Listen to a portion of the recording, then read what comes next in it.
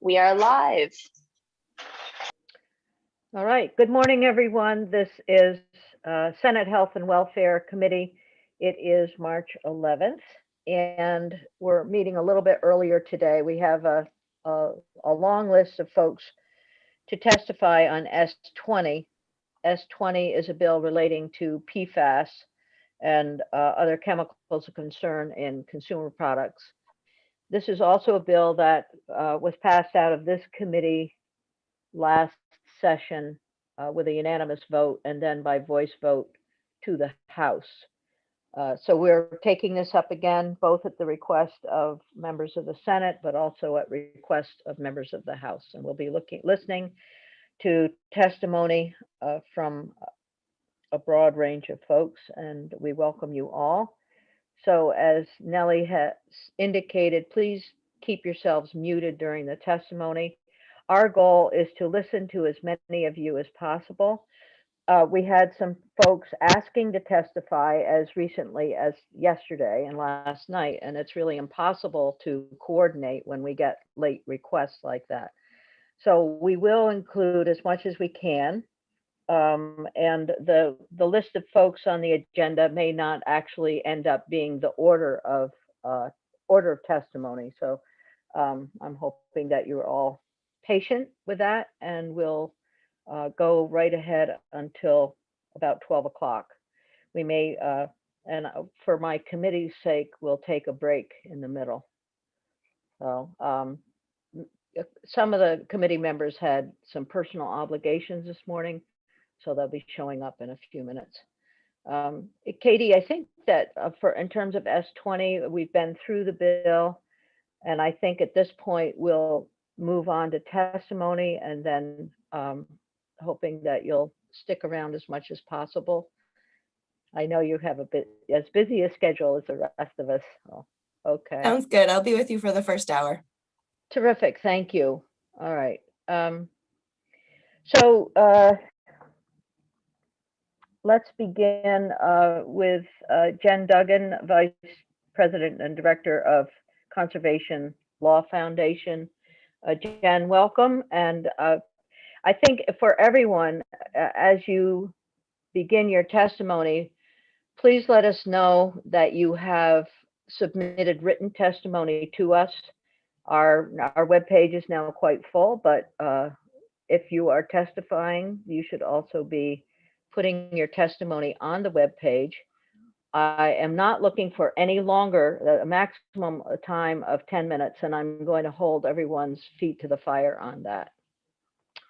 All right, so thank you. Jen, welcome, and why don't you introduce yourself for the record and offer your testimony. Thank you, Senator Lyons and members of the committee. My name is Jen Duggan, and I'm the Director of Conservation Law Foundation. CLF is a nonprofit organization with a mission to protect public health and the environment for the benefit of all Vermonters. We strongly support Senate Bill 20. And because I have limited time today, I'm just going to provide some very high-level comments with a focus on PFAS to provide some important context for the bill. But I've also provided detailed written comments on the bill and included numerous reference documents to support my testimony today, and hope the committee members will have an opportunity to review the written materials as well. Toxic PFAS have been found at unsafe levels across Vermont in more than 100 public water supplies, hundreds of private wells, groundwater, surface water, landfill leachate, and the sludges that are applied to our farm fields. These chemicals are a public health perfect storm because they're extremely persistent. They tend to be highly mobile in the environment, which means that they can move around and contaminate water supplies easily. They bioaccumulate, they can be toxic in very small concentrations.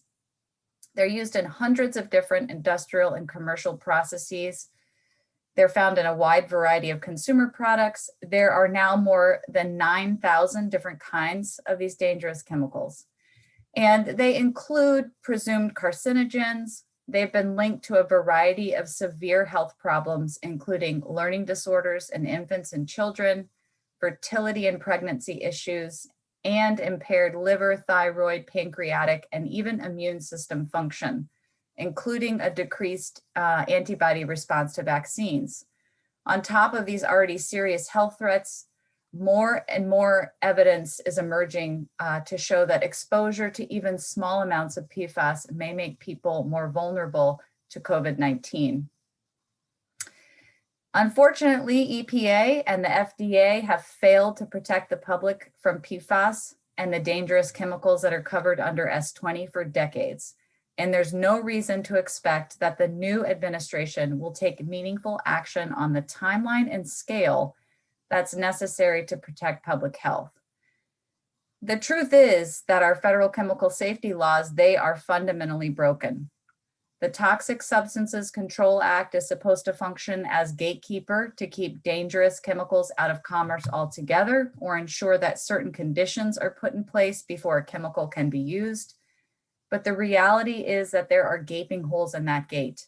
And that means that dangerous chemicals like PFAS have been grandfathered in or allowed under very weak screening processes. There were some important improvements made to the law in 2016, but it's nowhere close to address the thousands of legacy contaminants that have effectively been given a free pass, including PFAS and other dangerous chemicals. The federal laws that regulate food safety are no better. Similar to TSCA, early on, manufacturers took advantage of a loophole that allowed them to self-certify that ingredients in food and food packaging were safe without data to back it up. And even though the laws were also revised in the 1990s to require safety data, companies can start chemicals before the FDA completes their review. There's no requirement to assess certain health impacts, and the public has no ability to review or comment on the safety studies. Finally, and perhaps just as important, our federal laws chase these toxic chemicals down one by one, while manufacturers stay one step ahead of regulators by shifting to similar chemicals in the same class. For example, all PFAS share a common trait: chains of carbon surrounded by fluorine that makes them difficult to impossible to break down. The persistence of these dangerous chemicals alone justifies regulating them as a class according to scientists across the world. And while we may not have toxicity information for all of the more than 9,000 PFAS chemicals, the information we have for those that have been studied, even the new generation or the short chain PFAS, make it clear they have no place in our bodies. If we don't take a class-based approach, individuals will continue to be exposed to dangerous chemicals that often have permanent health consequences. We need state action, and we need action that tackles chemicals as a class, like Senate Bill 20. It's time for Vermont to catch up with our neighbors and states across the US. With S20, Vermont would join New York, Maine, New Hampshire, California, Washington, Minnesota, Colorado, and more, and taking common sense steps towards getting PFAS out of products, out of our drinking water, and out of our bodies. S20 is a really important upstream solution. And what I mean by that is that it helps stop PFAS from getting into the environment and in contact with us in the first place. This is absolutely critical for these forever chemicals because they are difficult and expensive to clean up once they're in the environment, and we don't have effective technologies to break them down. Human exposure to PFAS occurs through ingestion of contaminated drinking water and food, inhalation of air containing PFAS particles from carpets, furniture, or other indoor sources, and contact with products that contain PFAS like food packaging. Occupational exposure occurs for workers that manufacture PFAS or products containing PFAS, and for firefighters who wear PFAS-coated protective gear or are exposed to firefighting foam with PFAS. These forever chemicals are also found in our waste stream, which is not surprising given that they are in so many consumer products.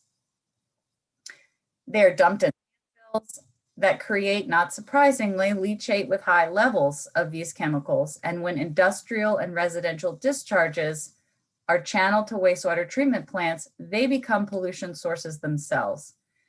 The plants don't have controls to remove PFAS from wastewater, so sludges that are applied to farm fields become contaminated, threaten groundwater and crops.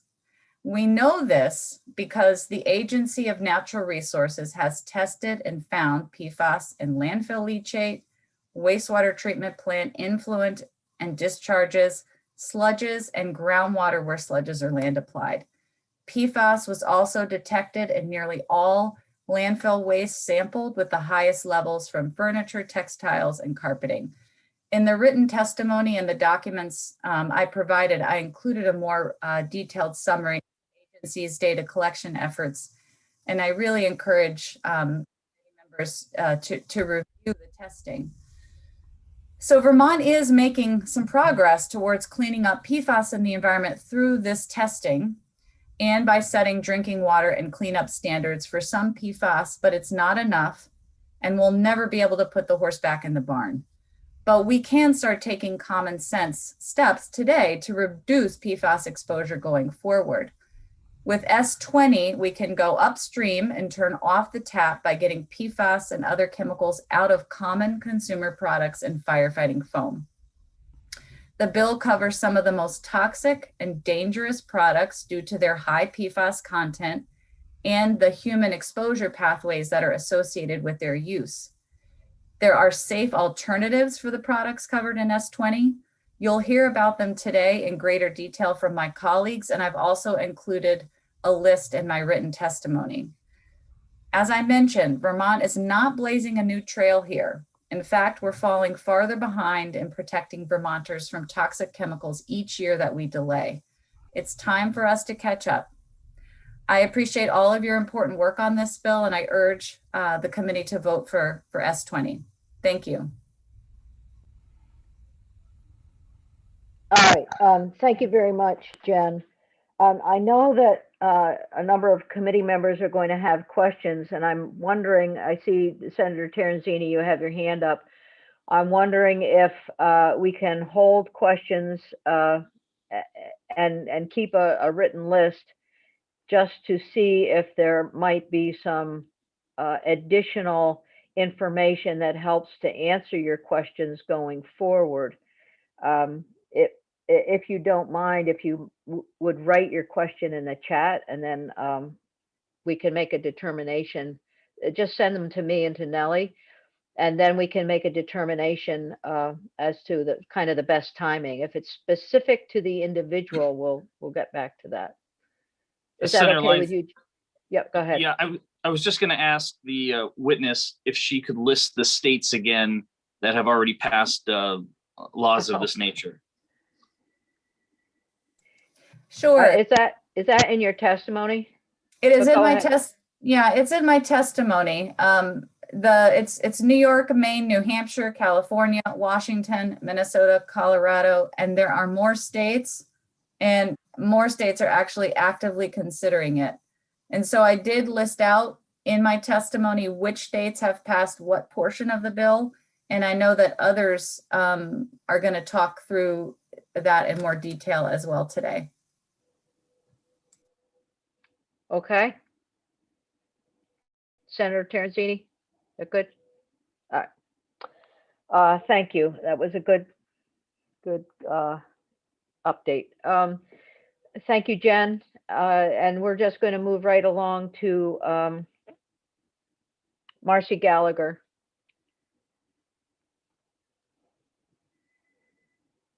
Welcome. Thank you. I'm going to attempt to share my screen. Okay. So you'll have to tell me if it's working.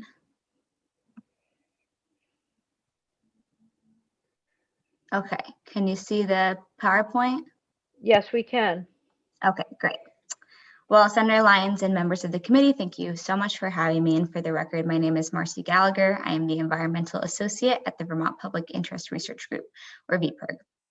VPIRG is Vermont's largest consumer and environmental advocacy organization with approximately 50,000 members and supporters across the state. Most of you are likely familiar with VPIRG's long history of engagement on policy related to toxic chemicals and the risks that they pose to human health and the environment. And it's because of the very real threat posed by PFAS chemicals and the other toxins addressed in this legislation that VPIRG strongly supports S20. Recognizing the deadline for action on this bill is very soon, and that some of you have heard this before, I'm going to summarize my written testimony and hit just the top lines of how this bill will protect Vermonters from this growing toxic threat and why it matters. So you've heard that exposure to PFAS is linked to several serious health concerns like cancers, liver and kidney disease, and harm to the immune system. But what's most notable at this moment is the correlation between exposure to PFAS and a suppression of the immune system's ability to make antibodies, which is essential for fighting COVID-19 and other infectious diseases. This connection is currently being studied by the Federal Agency for Toxic Substances and Disease. But equally concerning is the possibility for PFAS to reduce vaccine effectiveness. Nearly a dozen studies have found significant decreases in antibody production, up to 50% decrease in people with high levels of PFAS exposure. And this data included a number of vaccines like tetanus, mumps, and the flu. And so these findings do raise very strong concerns about the potential for PFAS exposure to impact the effectiveness of the COVID-19 vaccine. And the author of these studies has voiced these exact concerns. So S20 bans some of the most problematic uses of PFAS in products, including food packaging, firefighting foam, rugs and carpets, and aftermarket treatment to rugs and carpets, and ski wax. And hopefully this slide helps answer some of Senator Terenzini's questions. But the bill also adds the class of PFAS chemicals to the state's list of chemicals of high concern to children, established in Act 188. And adding PFAS to this list will help inform caregivers and public health officials about where PFAS are being used in products sold in Vermont and marketed to children. And we strongly support this provision. So as you can see, in each of these product categories besides ski wax, other states have already taken these actions. So 8 states in total have already passed laws banning or restricting the sale, manufacture, or use of Class B firefighting foam. Maine, Washington, and New York ban PFAS from food packaging. New York's food packaging law was just signed by their governor this past December. And California and Washington both regulate PFAS in rugs and carpets, as well as aftermarket treatment to rugs and carpets, which are included in this bill, and I will touch on a little more in depth later. So Vermont would be the first state to regulate PFAS and ski wax, but as you can see here, we would certainly not be breaking new ground by doing so. And this chart shows some of the businesses and associations that have taken action to ban and restrict the use of PFAS. So PFAS are added to wax to decrease resistance to water and dirt and increase speeds, particularly in Nordic skiing races. And we started paying attention to ski wax because of the water systems tested in Vermont under Act 21, and several that came back with high levels of PFAS were near ski resorts. ANR has been unable to draw a definitive connection here, but research, including a study conducted in Maine just this past year, has shown that PFAS from ski wax attaches to snow and contaminates the soil and groundwater beneath it. So the International Federation of Skiing, which organizes the Nordic Skiing World Cup, as well as the US Ski and Snowboard and Canadian Nordic Ski Associations, have already banned PFAS and wax, and many other Nordic ski leagues in the US and in Europe ban the wax. This includes nearly all Eastern Intercollegiate Ski Association races, which includes the one that UVM participates in.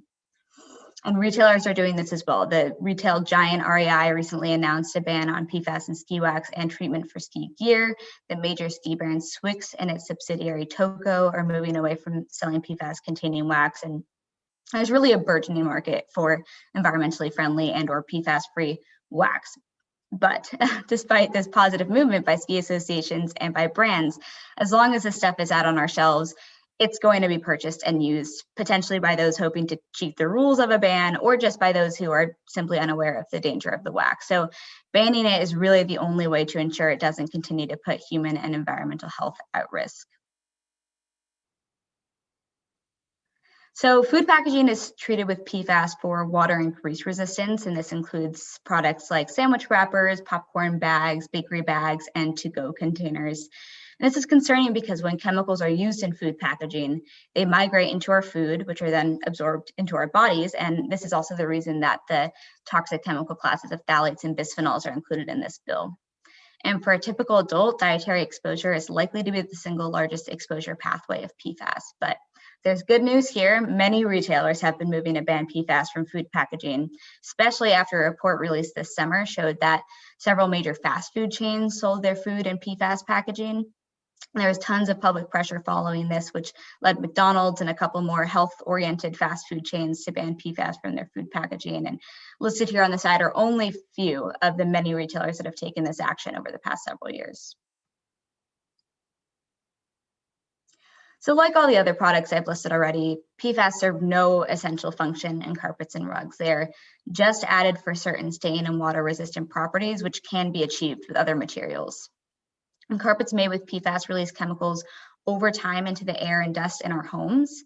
And exposure from rugs and carpets is particularly concerning when you consider the segment of our population that spends the most time with their faces on carpets and rugs, which is kids. And studies have shown that children are exposed to levels up to 100 times more than adults from rugs and carpets. But there's good news here as well. IKEA, Lowe's, and Home Depot have already banned PFAS from the use of residential rugs and carpets sold in their stores, and others have set various standards for restricting toxic chemicals in textiles. But this bill also bans PFAS from aftermarket treatment for rugs and carpets, and I do want to touch on this for a minute just to be clear about what this means. So this is essentially saying that companies can't just sell rugs without PFAS, only to spray PFAS on right before you buy them. So it's closing up a loophole. And I want to emphasize that aftermarket treatments may not be an obvious source of PFAS exposure, but they are extremely dangerous. And that's because they're more likely to migrate into the air than pre-treated carpets and rugs. And some studies have found carpet treatments to be the single largest exposure pathway of all consumer products. And they're widespread. The Carpet and Rug Institute estimates that most residential rugs have been already treated with PFAS. So as part of a regulatory process that banned rugs, carpets, and aftermarket treatments, the state of Washington is required to look into safer alternatives and has found that there's a number of ways to meet the function of stain resistance in textile treatments without PFAS. So under the regulatory system in the US, chemicals are considered innocent until proven guilty, which means that we, the people, are often the ones burdened with the task of conducting research and pressing for protective regulation of toxic chemicals used in everyday products. And to be clear, this is a backward system. It doesn't have to be this way. The EU, for example, has a much stronger chemical regulatory system. For this reason, they are way ahead of us on PFAS regulation. But given the context in the US, it's essential that states like Vermont take action on toxic chemicals rather than trusting the federal government to keep us safe. And on this point, I would like to draw the committee's attention to an excellent testimony from the organization Consumer Reports that's been filed with the committee in favor of this bill, which really just points to how far this bill would go to protect the health and livelihood of consumers. So I will wrap there. Thank you so much for the opportunity to testify in favor of S20, and I'm happy to take any questions. Thank you. That's very helpful. And as you know, as we said, we were going to try to hold our questions if there's a burning question of understanding. We have a minute. Senator Hooker. Thank you, Senator. Marcy, where is that report that you just referenced? The written testimony by Consumer. Written testimony, thank you. Yeah, it should be on the website, but if it's not, I'm happy to send it to the committee. It will. I think that Nellie is backed up in getting all the witness testimony online. There were a number of folks who submitted their testimony today, this morning, and it takes time for her to administer that. So, but it will be there and we'll have opportunity to look at it. Okay, thank you. I think Bradley Reed is next from the Professional Firefighters of Vermont. Bradley, thank you for being here. Good morning, thanks for having me. I'll keep my remarks fairly brief. Good morning. My name is Bradley Reed. I'm the president of the Professional Firefighters of Vermont.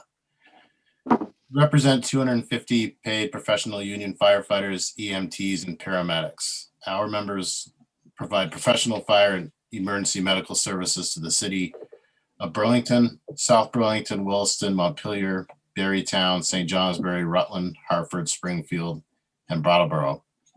As you are all aware, our members are exposed to carcinogens on a daily basis as part of our job. We were proud to closely work with the Vermont legislature in 2007 to address the cancer epidemic in our occupation when you all created the workers' compensation benefit to treat our firefighters who are stricken with occupational cancer.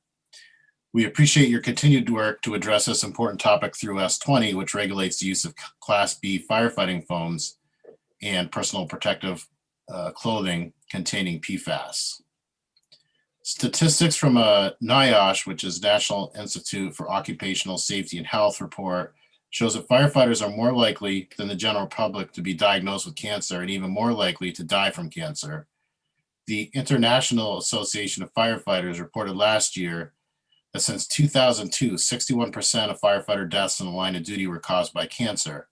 And in 2016, 70% of firefighter deaths were as a result of cancer. And it's the leading cause of cancer for line of duty deaths in firefighters in the country.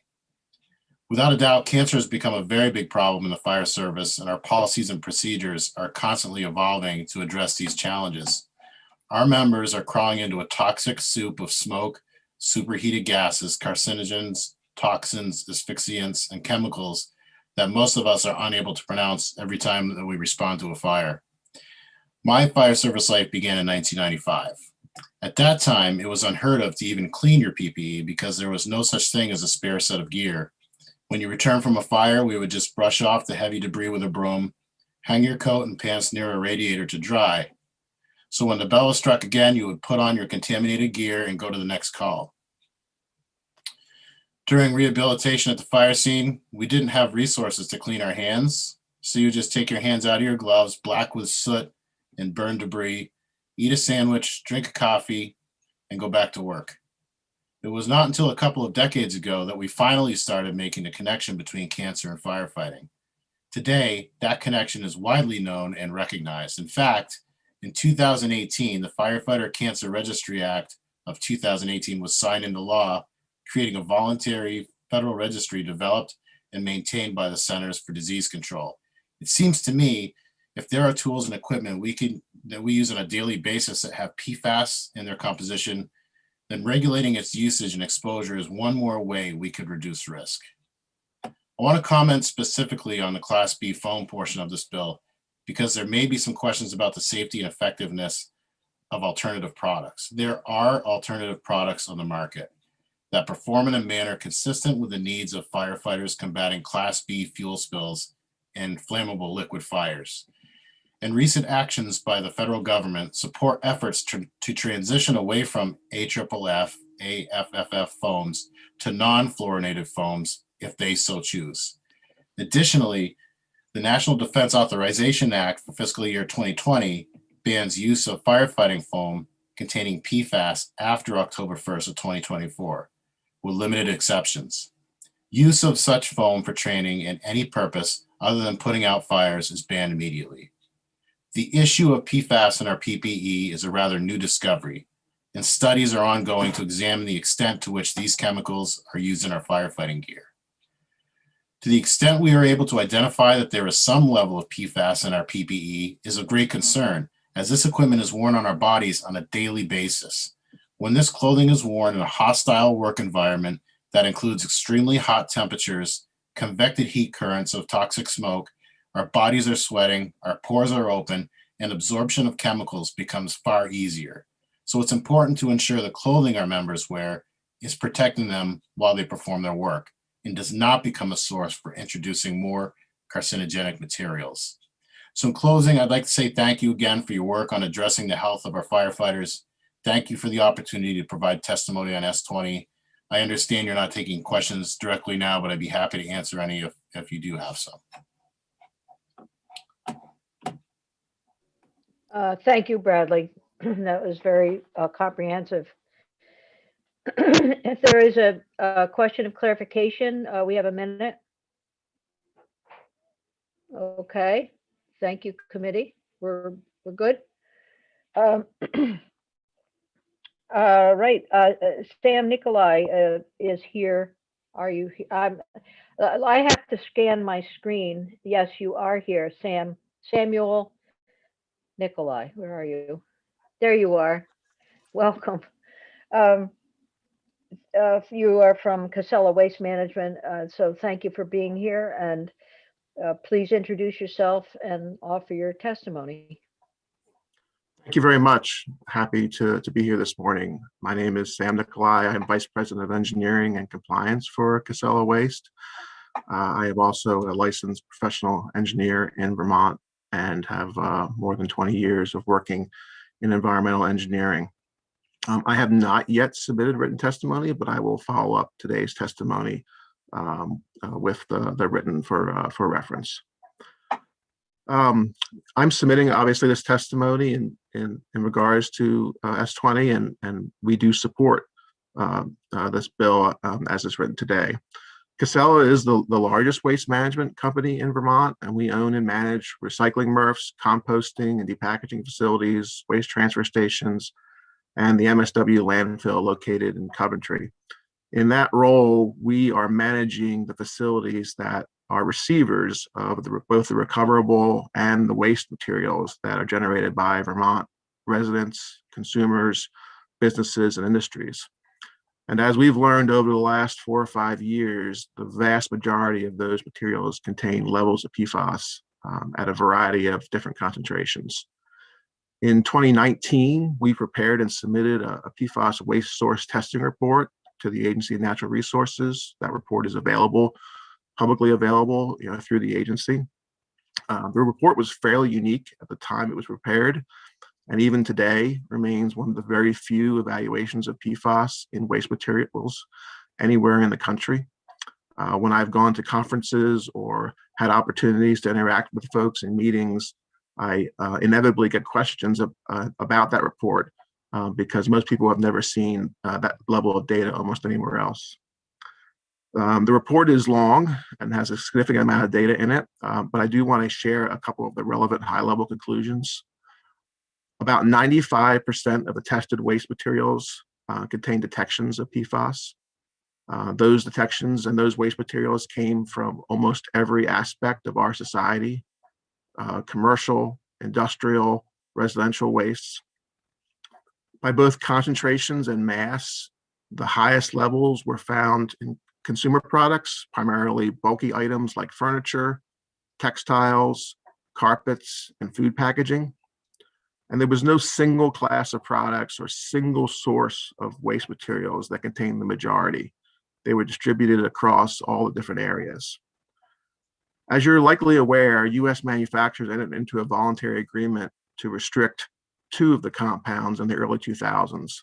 However, those 2 compounds represent only a small subset of the total class of compounds, and those voluntary agreements have no effect on foreign manufacturing.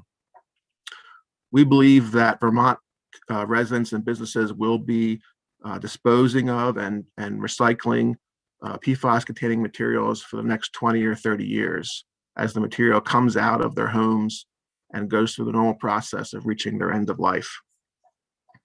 Given the breadth of products that contain PFAS, there's no single ban or single EPR that's going to remove these products from our waste streams. As you're all aware, it's a very complicated issue. But we do need to reduce the level of mass that's coming into the receiving facilities like the landfill, like the waste transfer stations and recycling MRFs, and like our wastewater treatment plants. In Vermont and many of the other states, we've given a lot of our attention to the presence of the PFAS in our environment, as well as in these receiving facilities, and rightly so. However, the reality is the vast majority of exposures to these compounds are occurring in people's homes and in their cars. It's not happening in exposures to wastewater treatment facilities or waste transfer stations. It's happening because people are living and breathing and walking and using these consumer products. So it's critically important that we stop generating these materials and get them out of our society. The solution to managing these materials is not at the end of their chain at wastewater treatment facilities and landfills, but at the beginning, and getting them out of our industries, getting them out of our consumer products from the very start. In the role that we provide waste management services, we are working hard to ensure that we manage Vermont's waste effectively and protective of the environment. And we've worked hard in managing the PFAS aspect of that as well. But we fully support removing these materials from our waste streams entirely as quickly as we can. understanding that we will have to continue to manage these for the next 20 or 30 years. For these reasons, we support these efforts to restrict the manufacture, sale, and distribution of these products. We believe it's the right thing to do for both Vermont as well as our waste management systems. We thank you for the opportunity to give this testimony, and again, happy to address any specific questions. Thank you very much. Is it possible that as you submit your testimony, you might also provide us with a link, perhaps, and we can also look this up, a link to the report, the ANR report that you were referencing? Yes, I believe the report is still on the website, and as long as it's Yeah, I still think is, it is. Yeah. Yep, I will. We'll sort that out. If it's more difficult for you, we certainly can Nellie can help us get that. And thank you for your good work on that. It sounds Vermont is again leading in another area, so thank you. All right, hang on a minute. My iPad went silent, and there it is. All right, so our next witness, unless there are questions of clarification committee. All right, Bill Driscoll is here from Associated Industries of Vermont. Welcome, Bill. It's good to see you again. And we're not in the State House, but we're all here. Thank you, Madam Chair. It's good to see you again as well. Hopefully you can hear me okay. Yes. Okay, great. Thank you. Appreciate the opportunity to testify. For the records, William Driscoll with the Associated Industries of Vermont, representing primarily the manufacturers in the state. What I'd like to do is I do have some written testimony on the website, as well as a letter from a number of organizations highlighting some issues with the bill. We do not support S20 as introduced. However well-intentioned some of the provisions of S20 might be, the bill does have some unclear and problematic definitions and scope issues for the chemicals and products it's addressing.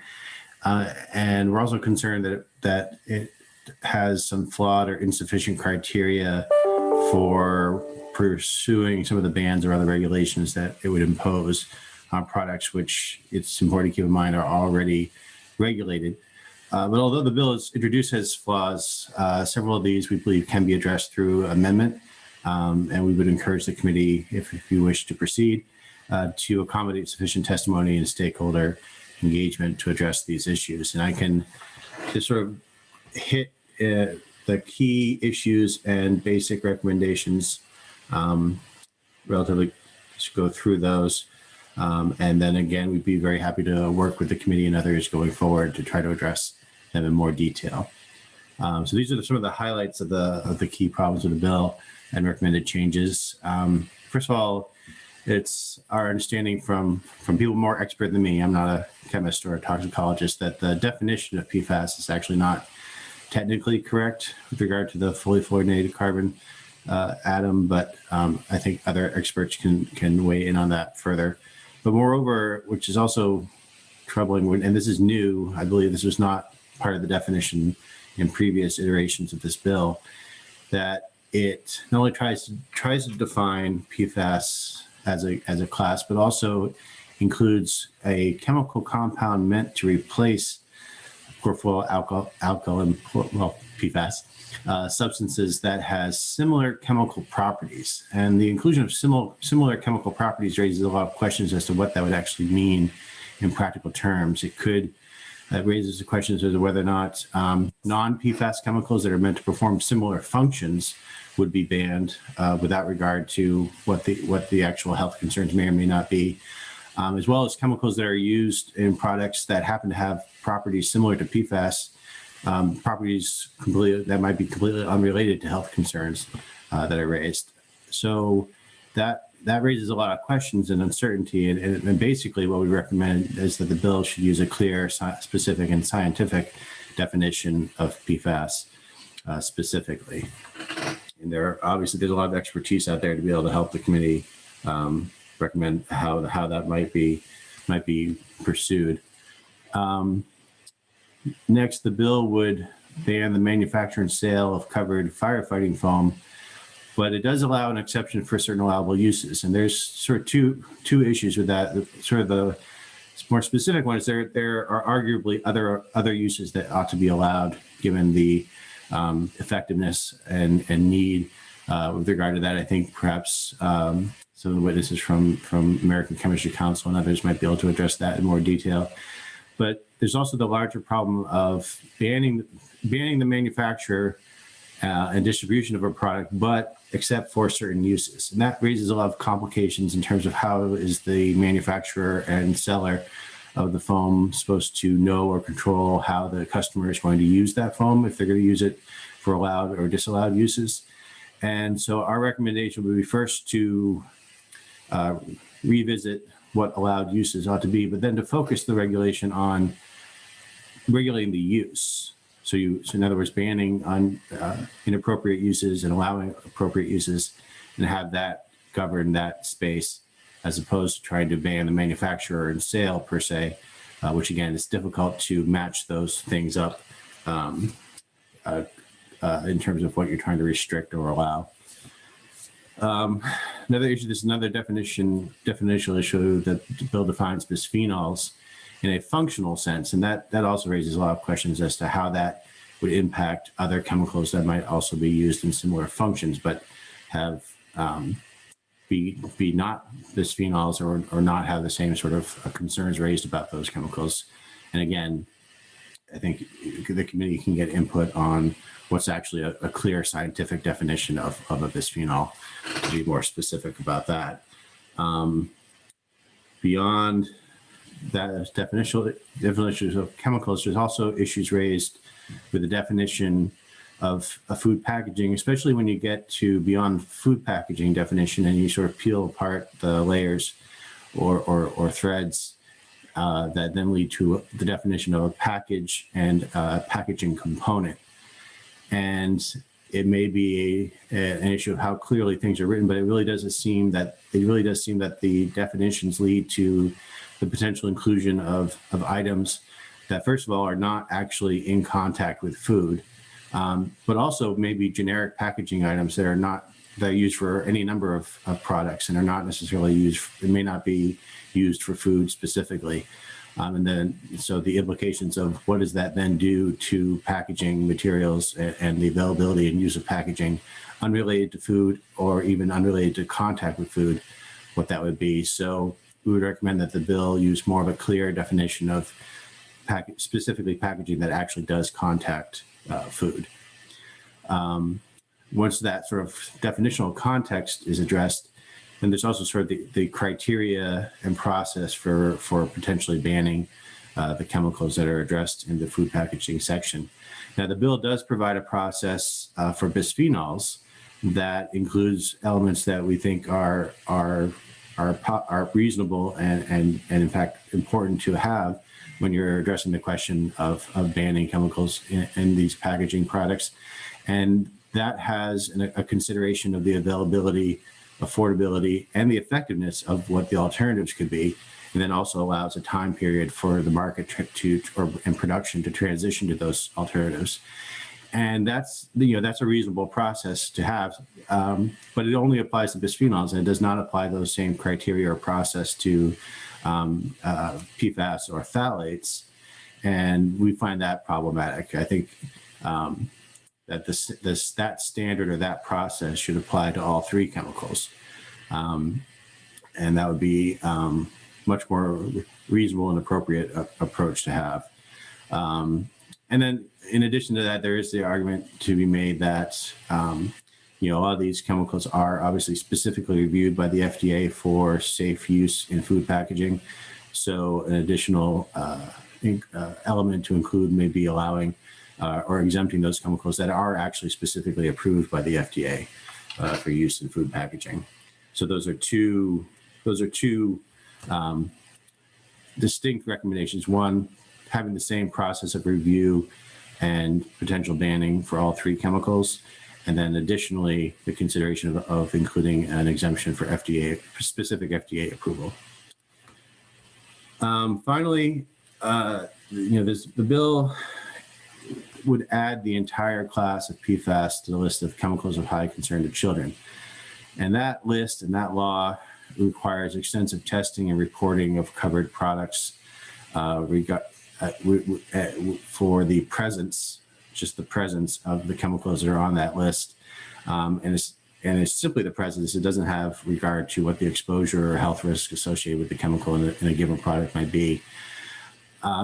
There are issues with this that include simply the sheer number of individual PFAS elements. So you're adding really thousands of individual chemicals to test and report on, even though PFAS chemicals don't all share the same potential health risks. And in addition, this also has that same issue as addressed earlier, where you're including chemicals that have similar chemical properties to PFAS, which just compounds that uncertainty of what chemicals are you actually including. And then what does that actually mean practically for companies to try to comply with the statutory requirements for reporting and testing that are covered there.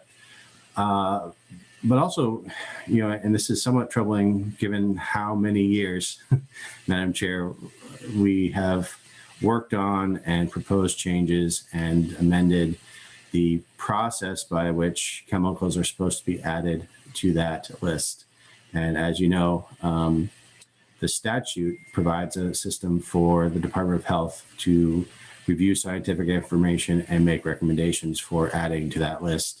And that process was only just reviewed and amended in statute just the legislature, I believe the legislature before last. But this would simply legislatively add that entire class without the Department of Health following the process that we've gone through so much work over the years to implement and to refine over the years. And that's troubling from a due diligence and due process perspective as well. So we would recommend that section of adding PFAS as a class to that list of chemicals be deleted. And the Department of Health can follow the process as intended by the statute and what the legislature enacted to make determinations about which, if any, PFAS chemicals ought to be added to that list based on the criteria that the statute provides. And we think that would be much more an appropriate process and respect for the process that has been developed over the years.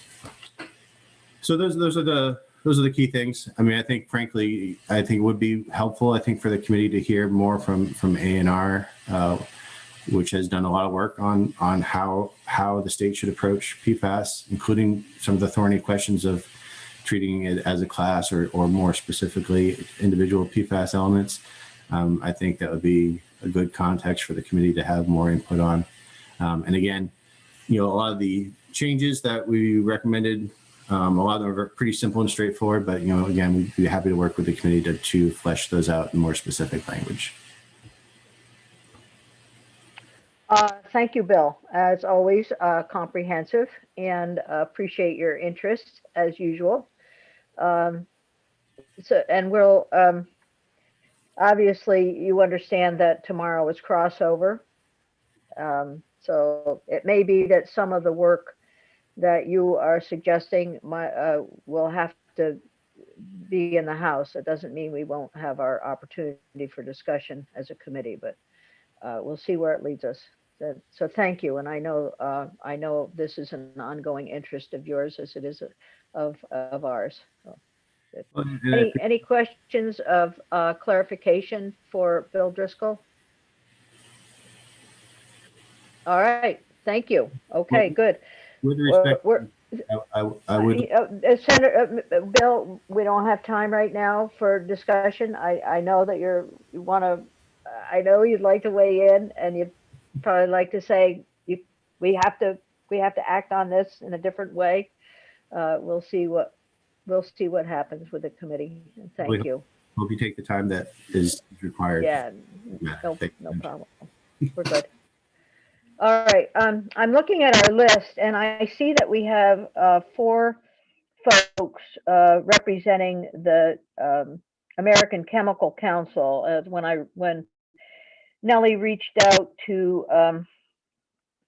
Allison DeMag Crawley to for the American Chemical Council. I didn't realize we were going to get 4 folks. And I don't know if you have, all of you who, let's see, are here from the American Chemical Council would be Steve Hengis, Sean Swearingen, Eileen Connealy, or Connolly, I don't know which one, and Mitch Hubert.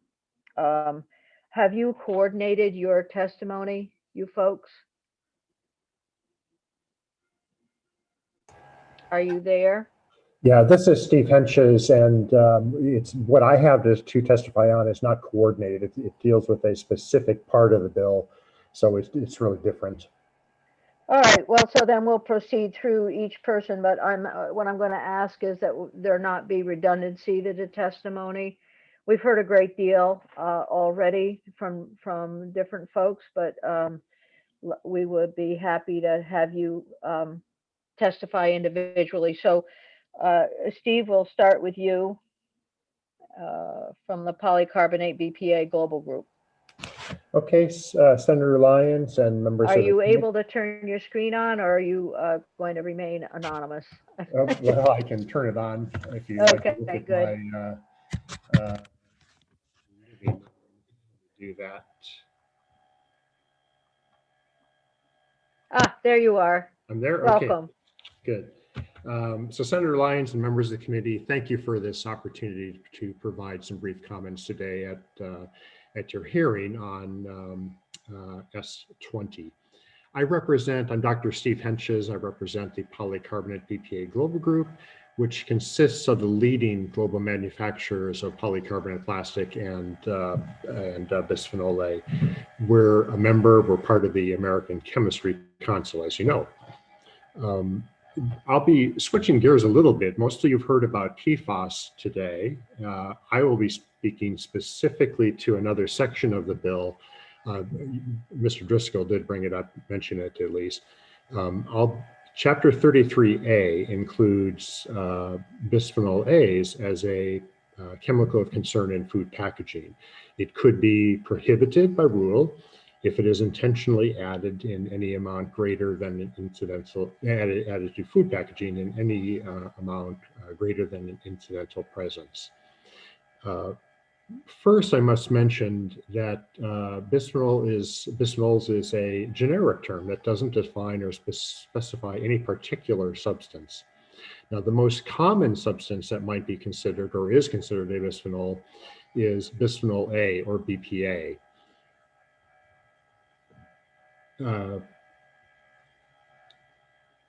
It is used most commonly as a raw material to make polycarbonate plastic and epoxy resins. In both cases, BPA is chemically converted to the plastic or resin, and only trace amounts of residual BPA remain in the plastic or resin in the finished material as an impurity. In other words, incidental presence, as mentioned in the bill. Polycarbonate is by far the single biggest use for BPA. Polycarbonate is a shatter-resistant, clear, durable plastic. It's widely used in automotive, building and construction, and electrical and electronic products. Importantly for this bill, polycarbonate plastic is not used in food packaging. That's a subject of the section where bisphenols is mentioned.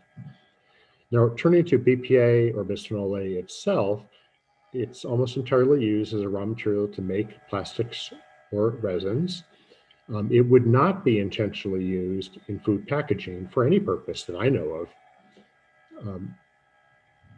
Thus, there does not appear to be any purpose to include BPA in the bill as a component of food packaging. It simply is not used there. Now, BPA is very well studied. It's one of the perhaps most studied substance in commerce. And here I'll mention a study recently published by FDA. The study was designed and conducted by FDA scientists. It's known by an acronym as the Clarity Study. The results of that study demonstrate that BPA is not harmful at the very low levels to which people could be incidentally exposed. The results of that study, along with many others, support the Q&A on FDA's website regarding the safety of BPA. The question is a very simple one. Is BPA safe? And the answer is yes. And that answer applies in particular to very low levels of BPA that people could be exposed to from food contact, from the diet. Now, the exposure, potential exposure to BPA is also very well studied. In particular, in the US, it's studied by the National Health and Nutrition Examination Survey, or NHANES, which is conducted by the Centers for Disease Control, CDC. That study has been conducted on a biannual basis for about 18 years now. And we know from that study that exposure to BPA is very low. It's about 1,000 times below the safe intake level of BPA that has been established. So I could go on and on talking about BPA. I won't. You probably don't want to hear about that. So I'll stop there, and I can answer questions now or later as you may have them. But that's about all I really need to say right now. Thank you. All right, thank you very much. So just quickly, the organizations that you represent, could you just elaborate a little bit? Yeah, manufacturers of bisphenol A and polycarbonate plastic. In the US, that's a small number of companies. It includes Covestro, Sabic, Hexion, and I'm forgetting one, that is Trinzio. There are others in Japan, Korea, China, and so on that I won't go on and mention all of those, but it's a relatively small number. And do you have any manufacturers in the EU? It's the same ones in the US and in the EU. I don't know why, but it's the same companies, a small number. Okay, all right. So they're multinational corporations, even though it's a small number. Yeah, okay. Most of them are multinational. There are probably a few small ones in Asia that operate only in their company, but most of the manufacturers are multinational. Okay, thank you. Questions committee, clarification.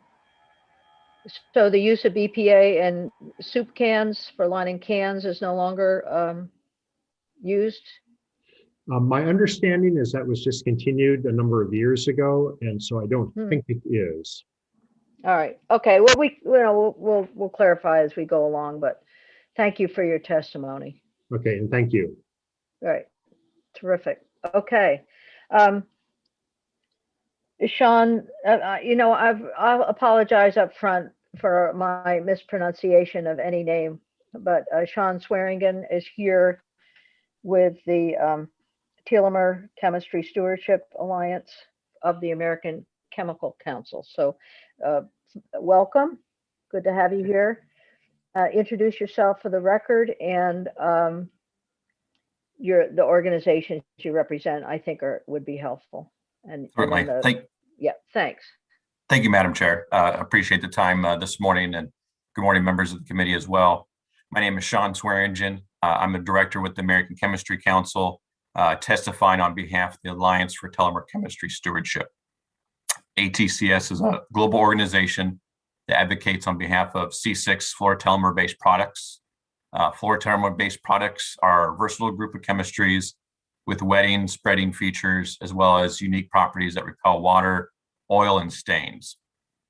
These unique characteristics make fluorotelomers a critical component of first responder gear, medical garments, paints and coatings, upholstery, Class B firefighting foam, among other uses that families and businesses across the world rely on.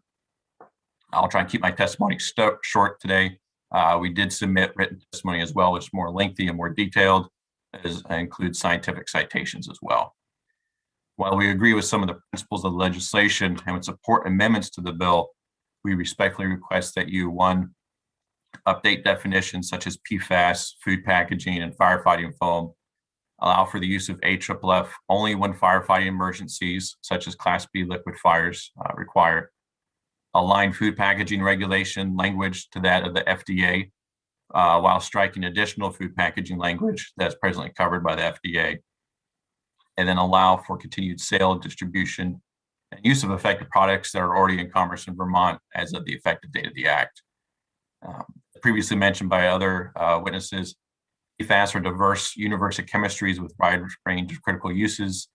For instance, fluorotelomers, which is one type of PFAS, are used in food packaging applications, but are also currently being used in medical garments, hospital gowns, drapes, and divider curtains to create a barrier that provides life-saving protection against infections and transmission of diseases like COVID-19 in hospitals. Chemical industry supports a comprehensive approach to managing per polyfluoroalkyl substances that helps to ensure protection of human health and the environment. This includes appropriate science-based policies and regulations. Like I mentioned before, food packaging is strictly regulated by the FDA. Substances used in food packaging must be completed a rigorous review process before they are sold and distributed in the US. Because of the recent increased attention to the family of PFAS and use of certain PFAS chemistries in food packaging, the FDA undertook last year a reassessment of the applications.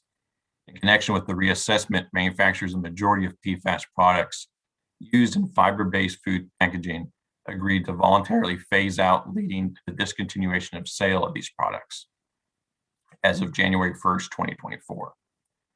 As reflected in the announcement of this agreement, FDA concluded that the phase-out period is needed to avoid unnecessary food supply chain and market disruptions. Additionally, in our ask for a potential amendment language, AFFF is the most effective method for Class B fires. We would support a ban on using such foam for any testing purposes, while allowing the foam to be used in emergency high hazard fires. For high hazard fires where lives are on the line and significant property damage is threatened, the most effective and reliable firefighting agent is crucial protecting lives and essential property assets. Fluorinated firefighting foams such as aqueous film forming foams, also known as AFFF, are made with C6 fluorosurfactants and produced to meet the most extensive and rigorous FPA Research Foundation, our stringent specifications, including military combat fuel-based fires. They are proven by recent extensive and rigorous NFPA Research Foundation and U.S. Naval Research Laboratory testing to be the most effective foams currently available to fight flammable liquid fires. For these reasons and others, we respectfully request, again, updating the definitions of PFAS food packaging and firefighting foam, allow the use of AFFF only when firefighting emergencies, such as Class B liquid fires, align the food packaging language to the regulations to that of the FDA. Thank you for your consideration and look forward to the committee questions and work with the bill sponsors on the language. Committee questions for Sean. All right. Thank you very much. And thanks for your time and submitting your testimony. We appreciate that. And we have Eileen. Okay, Eileen Keneally. Is that right or wrong? Yes, thank you. Sorry. Thank you for being here. And you can introduce yourself, but also representing some products and technology interests related to the American Chemical Council. Yes, thank you. Good morning, and thank you for the opportunity to testify. My name is Eileen Keneally from the American Chemistry Council, and I'm testifying on behalf of the ACC High Phthalates Panel. The proposed legislation seeks to ban the manufacture, sale, and distribution of food packaging to which phthalates have been intentionally added in any amount greater than an incidental presence, including high molecular weight phthalates, such as DINP and DIDP, that are currently permitted for use in food packaging across the globe and for which there's overwhelming evidence of safety when used in food packaging. I'd like to note 3 important points today. Firstly, that phthalates are not all the same and are not used interchangeably. Additionally, phthalate use in food packaging in the US is quite limited. And finally, extensive scientific studies and regulatory reviews support the safe use of high molecular weight phthalates in all existing food contact applications.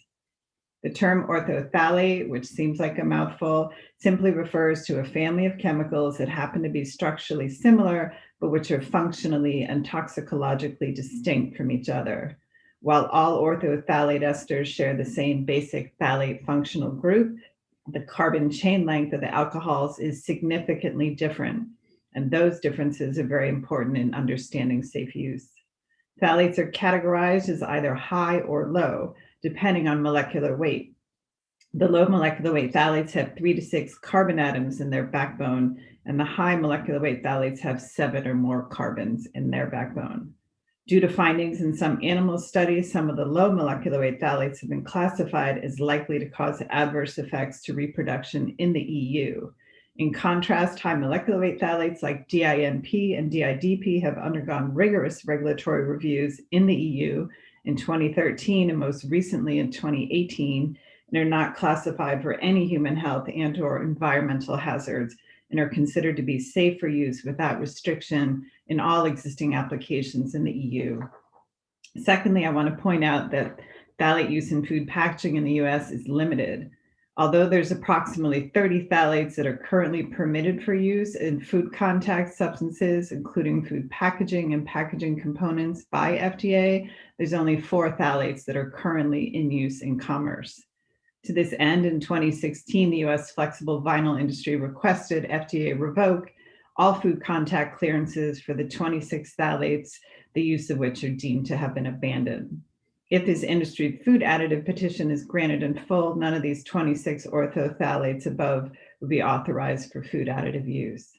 Additionally, FDA and Health Canada recently conducted a survey of plasticizer use in food packaging and the components of food packaging. The survey found only limited use for DINP, DIDP, and DEHP, and that was in tubing, conveyor belts, and cap gaskets. No phthalate was found to be used in food packaging applications like food service or commercial wraps. Finally, I note that the safety of the 4 phthalates still used in food packaging in the United States has been thoroughly evaluated by food safety regulatory authorities globally for the last 10 years. And all these authorities have concluded that all 4 phthalates are safe as currently used. In December of 2019, the European Food Safety Authority released an updated food safety assessment of phthalates that included DINP and DIDP used in food contact material in the EU. EFSA concluded that current exposures to these 5 phthalates from food is not a concern for public health. As a result, DINP and DIDP continue to be permitted for use in food contact applications in the EU. Other regulatory agencies that have confirmed the safety of DINP and DIDP in food contact include the Food Safety Authority of Ireland, the Food Standards Australia and New Zealand, the New Zealand Ministry of Primary Industries, the UK Food Standards Agency, the Common Market of the South, which includes Brazil, Argentina, Uruguay, and Paraguay, China, South Korea, and Japan, which just concluded in May of 2020 that DINP and DIDP are among the additives that are safe for PVC food packaging applications.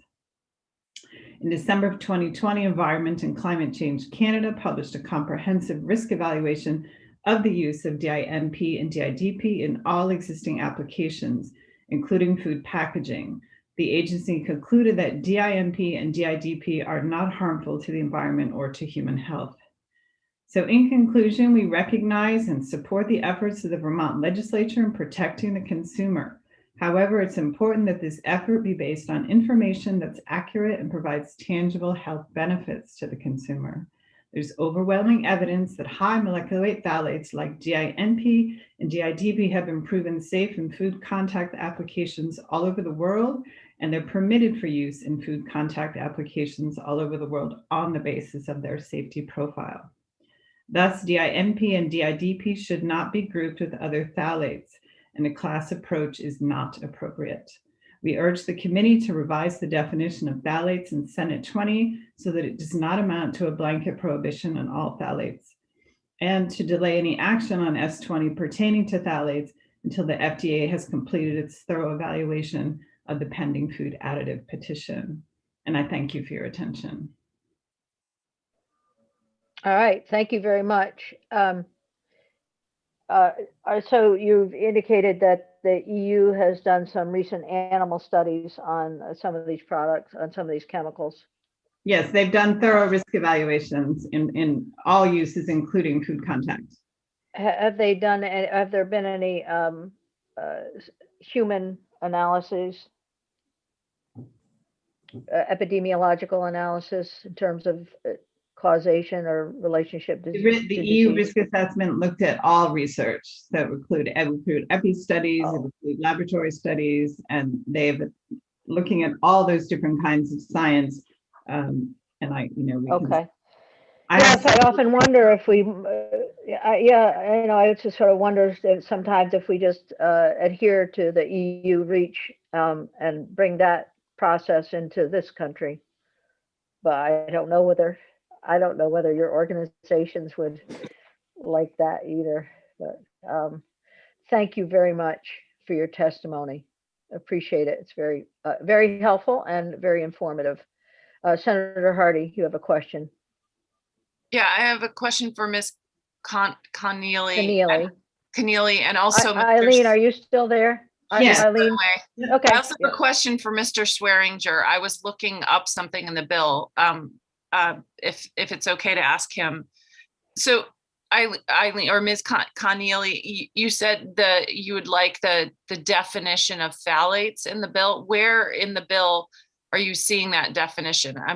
Is it the PFAS definition, or is there? I don't have the bill up in front of me, but there's a separate definition for phthalates, which I believe it just says it encompasses all phthalates. And so our point is that they should not be grouped as a class because there are huge differences in their toxicology and their function. And if you look at the EU risk assessments, they get into that science and those differences. Right. Okay. I understand that. I just don't see the definition you're referring to in the bill. But that's okay. I can ask our drafter about that. Senator, good question. And as we go through the bill with Katie, we'll take a look at that. Yeah, absolutely. And then Mr. Swearinger, sorry if I'm also mispronouncing your name. All right, you'll be the first.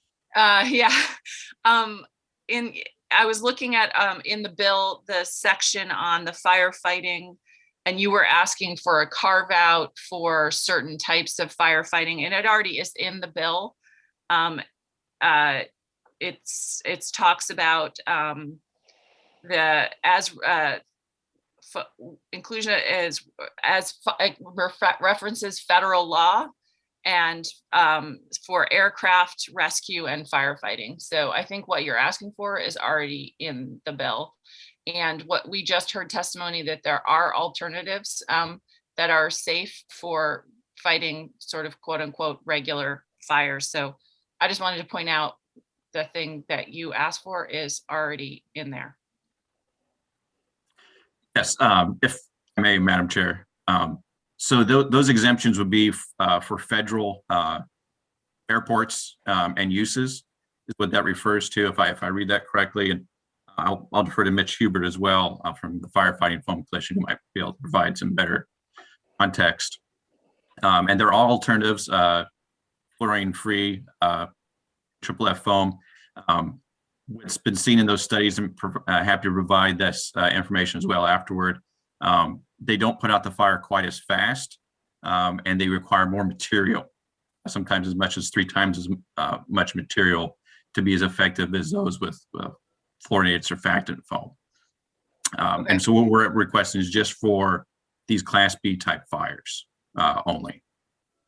Okay, I think we had contradictory testimony earlier that said that even for these Class B type fires, there are alternatives that are safer and as effective. But thank you for your testimony. Certainly. All right, thank you. Good questions. Senator Terenzini. I apologize if there's a little bit of background noise. I have some carpenters here doing a little work. But you're just lucky. in regard, yeah, we're getting our bathroom redone. Just in regards to the foams, I spent 9 years on our local fire department, and a number of years back, the foams there was a free collection by the state of Vermont of all of those foams from fire departments who wish to get rid of it. I don't remember all of the details, but many departments in Vermont have already taken that initiative to get rid of these hazardous PFAS foams and gone to an alternative product. And I don't know if was it Brad Reed from the Fire Association? Maybe he knows more about it. But anyways, I thought it was a good point to bring up as we talk about this, that I'm proud that our department and many others did take the the initiative to get rid of this stuff, because it really is pretty bad stuff. Okay, thank you, Senator. Mitch Hubert, sorry. I think I might have gotten that one better. Mitch You got Hubert that one is here. right. Thank goodness. Well, you're here to talk about, you're from the Firefighting Foam Coalition of the American Chemical Council, so that's timely. Yes, Go and, ahead. and Welcome. the Firefighting Foam Coalition is not a direct member of the American Chemistry Council, but we work closely with them on a lot of these issues. So we are a separate organization. Anyway, Chairman Lyons and members of the committee, hi, my name is Mitch Hubert, and thank you for the opportunity to testify before your committee today. I hold degrees in both biology and chemistry and have been working in the firefighting foam industry for more than 40 years as a formulation chemist and a firefighter. I'm here today representing the Firefighting Foam Coalition to urge you to reconsider Senate Bill 20. Our coalition is made up of foam manufacturers from throughout the world who fully support efforts to reduce the use of PFAS foams and are working feverishly to develop and improve non-fluorinated alternatives. All of the foam manufacturers that are members of the FFFC make fluorine-free foams and fully support the transition to these products wherever possible. Unfortunately, there are still fire scenarios and industry segments where the current technology utilized in fluorine-free foams falls short of providing the type of performance that can assure that large catastrophic fires can be successfully fought and extinguished, and which provide a measure of safety for firefighters and other first responders. As such, the proposed legislation could hamper and possibly prevent firefighting efforts in these high hazard applications. Unfortunately, we are faced with legacy issues of fluorinated surfactants that were released to the environment from firefighting foams, largely through testing and fire training, much of which was mandated by laws and standards. If we could turn back the hands on time, we would certainly do so. What is important at this juncture is to minimize any additional discharges. Banning the use of fluorinated foams for testing and training can largely accomplish this goal. While we continue to make advances in fluorine-free foam technology, we are still not at the point where these products can be considered as drop-in replacements. This is substantiated by a recent study conducted by the National Fire Protection Association Research Foundation in a rather extensive testing program on the effectiveness of fluorine-free foams. The conclusion of that report, which was published and can be made available, is that there is more work to do with these products in some fire scenarios. The proposed legislation would require most foam users in the state to have transitioned to fluorine-free foam by July of next year. We consider this to be extremely challenging. Recently proposed foam regulations in the European Union and New Zealand provide for a 5-year transition period. We urge you to reconsider and amend this bill to allow the continued use and sale of fluorinated firefighting foams for areas where we simply do not have these drop-in replacements. These would include refineries, chemical facilities, bulk fuel loading terminals, and some fixed fire protection systems. These would not include the typical response by a municipal fire department. We fully support municipal fire departments to transition away from fluorinated foams to the non-fluorinated versions.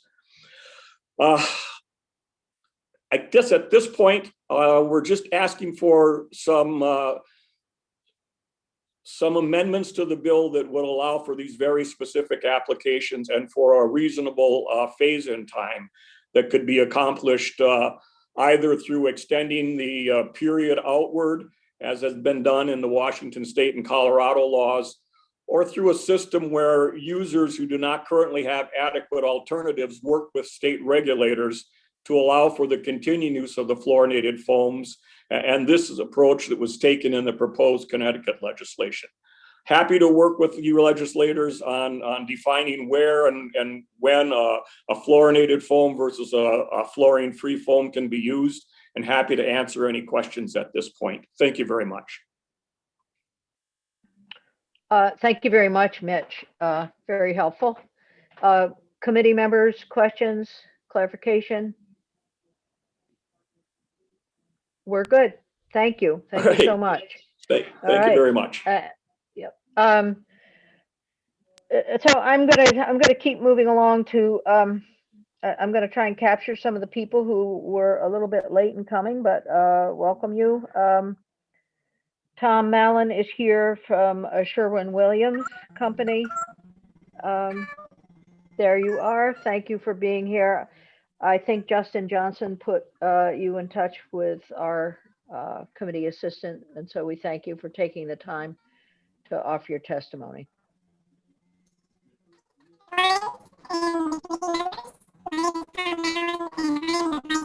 Tom, you're coming. The sound is very distorted. So it sounds more like a cartoon. I don't know if that's the usual.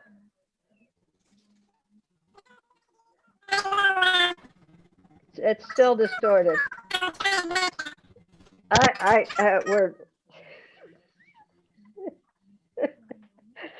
We sometimes need this kind of interlude in our committees, and this is one of them. Sounds like it's very high speed. It sounds like, yeah, it's where are you located? Maybe it's just getting here quickly.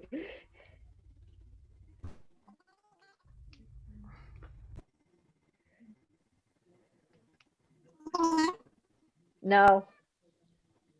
Nope, it's still a high-pitched, distorted.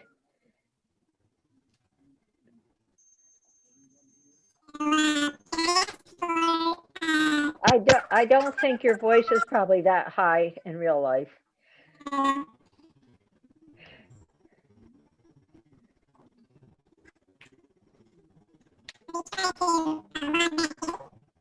Not yet. It's I'm still... going to email you a few phone numbers to dial in. Thank you, Nellie. Tom, we'll come right back to you. We have Andrew Hackman here from the Juvenile Product Manufacturers Association. Andrew, are you there? Andrew Hackman?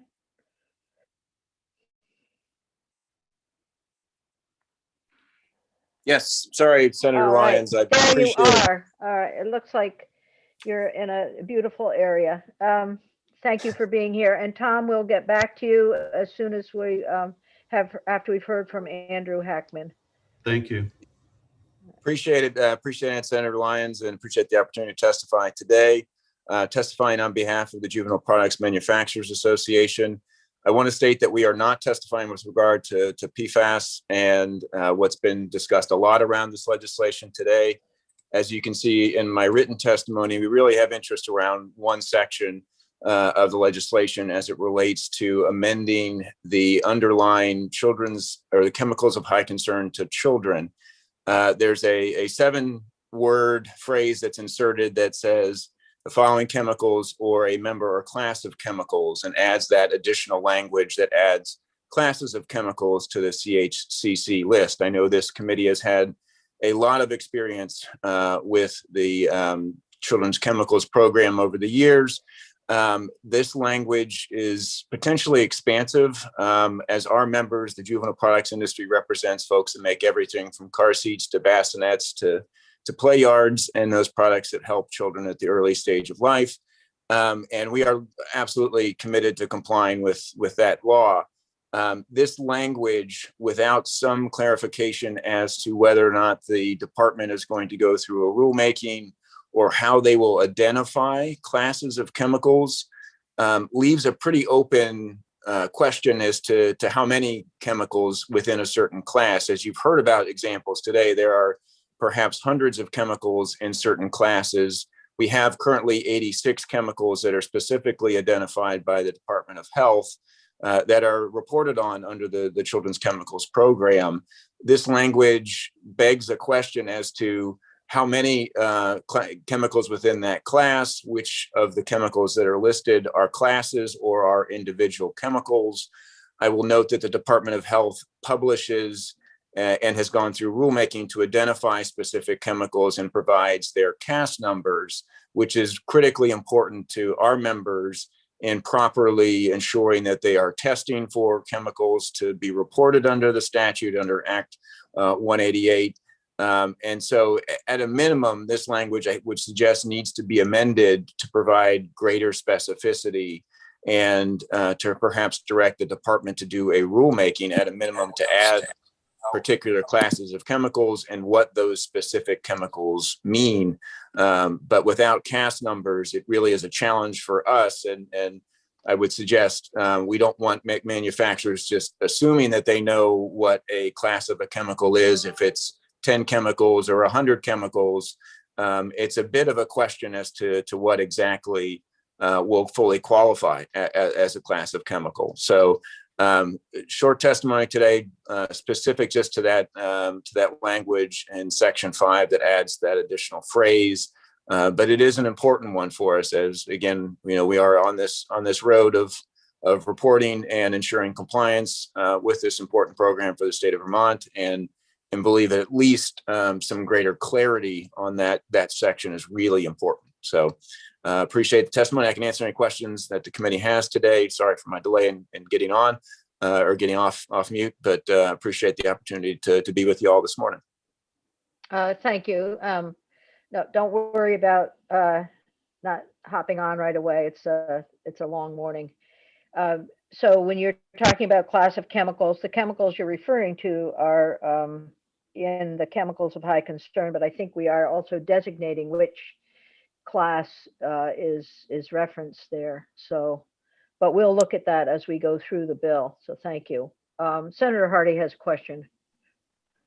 Yeah, thank you, Chair Lyons, and thank you, Mr. Hackman. So I'm looking at the list in the statutes, section 1773 of Title 18. And so I believe that's the section that's referenced in the bill and adds the phrase that you're concerned about. Is your concern that if we add that phrase, it just is too encompassing, or is your concern that it's not clear, or both? Yeah, okay. it's both in the sense that it's not clear because the 86 chemicals are specifically listed in statute, also listed in and duplicated in the regulatory structure. And then the department goes further and provides an Excel spreadsheet with the actual CAS numbers, which identify the exact molecule or compound that we're testing for to report. And so there, at least I've picked up 4 or 5 different of the 86 chemicals that could be classes. Additionally, in the list, some naturally occurring elements like antimony and cobalt list in that section in 1773, antimony and antimony compounds or cobalt and cobalt compounds. So we already have some mechanism for identifying classes when it's listed specifically and they provide CAS numbers. So this overarching language going into statute without a rulemaking or without direction to which of the classes in that list of 86 are being expanded causes confusion and potentially sort of an exponential growth in the list without actually adding them in statute. So if the committee would want to specifically identify which classes and which specific chemicals, or determine had to have the department to go through a rulemaking to outline which of the classes of chemicals and which CAS numbers they think should be included through the normal process, that would be something we could certainly be supportive of. But as it stands now, it kind of leaves the manufacturer to go, okay, is this chemical a single chemical or a class of chemicals? And then how many, within that class? And it leaves them somewhat making the determination on their own without any guidance. Okay, so I'm sorry to interrupt, but so what I'm hearing, I think, is that you're concerned that by adding that phrase, it could also impact some of the other things that are on the list that are not even talked about in the bill. Okay, absolutely, that's helpful. Thank you. Mm-hmm. Thank you. And we'll look at that as we go through the bill again. All right. Thank you very much, Andy. It's good to see you again. Good to see you too, Senator Lyons. Hope you are well. All right. So we have Tom Mallon. Now you are by telephone. We also have, I think you can also video connect while you're on the phone. So why don't you try to do, there you are. How's your voice? You're muted. Tom, you're muted. I think your phone is muted as well. Yeah, so I need to know how to. There you are. I just, can I share with you that I think your voice sounds much better right now. Well, thank you very much. But if you, maybe someday you can go back and look at the YouTube recording of this and you'll understand why we were laughing with you. Okay, thank you. Thank you.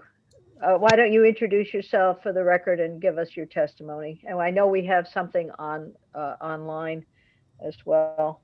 Yes, thank you. So my name is Tom Mallon, and I'm the Vice President of Compliance and Technology Marketing for the Packaging Division of Sherwin-Williams. I have a master's degree in chemistry and have been with Sherwin-Williams and a predecessor company called Valspar for over 32 years and have an extensive understanding of packaging coatings technology. I have submitted written testimony, as you mentioned, for the committee to reference. I am here today specifically to talk about Section 2 of the bill that starts on page 6 with the definition of bisphenol A. But first, I'd like to give a brief background about a non-BPA coating technology called Valpure V70. As some of you may know, almost all food and beverage cans have a very thin polymer lining on the inside to protect the product and the packaging. As examples, the lining needs to protect the can from the corrosive acidity of tomatoes, as well as protect the delicate flavor of fruit juices, soft drinks, and beer. The V70 non-BPA technology was created in response to consumer preference for a safe and effective alternative to BPA-based coatings. V70 was validated in the conventional way with approvals from government agencies around the world, such as the FDA, Health Canada, in the EU via the Dutch G4 Commission and French ANSYS, as well as the China's Ministry of Health. But in addition to that, we complemented the conventional approval process by embracing transparency and inclusiveness and approached medical researchers at Tufts University in Boston and Baylor University in Houston to test V70 for endocrine activity and asked them to publish their results in peer-reviewed research journals, which they did. As a result of this outreach to the community, the V70 has also received numerous accolades from health and safety advocates, such as the Breast Cancer Prevention Partners and Clean Production Action through their green screen safety evaluation process.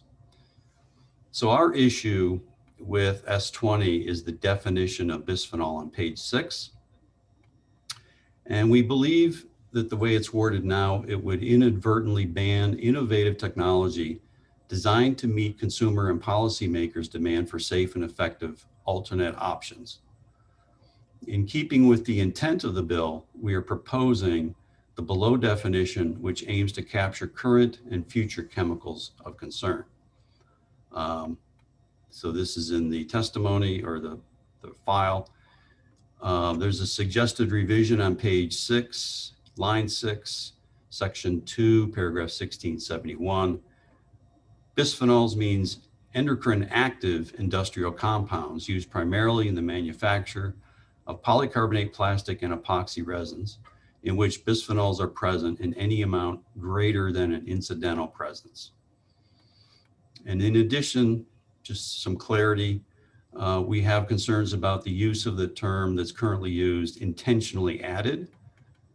The definition of this term is unclear to our scientific and regulatory staff, as well as our customers. Ultimately, products are verified through tests for the presence of chemical compounds And we request that the language reflects that scientific practice.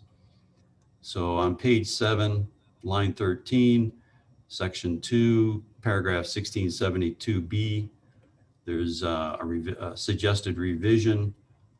So I'll read it. Pursuant to 3 VSA Chapter 25, the department may adopt rules prohibiting manufacturer, supplier, or distributor from selling or offering for sale or for promotional distribution a food package or the packaging component of a food package in which bisphenols are present in any amount greater than an incidental presence.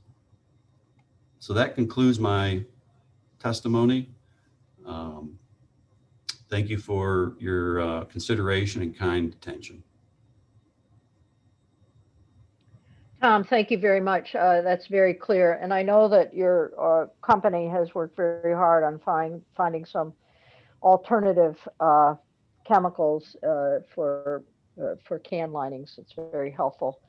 So we'll discuss this as we go forward. Also knowing that the bill has a ways to go, so we'll keep our eyes on this overall.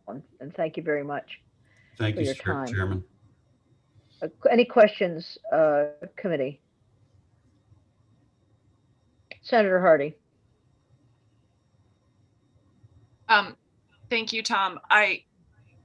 I'm trying to understand. I was reading and also trying to listen at the same time to your suggestions.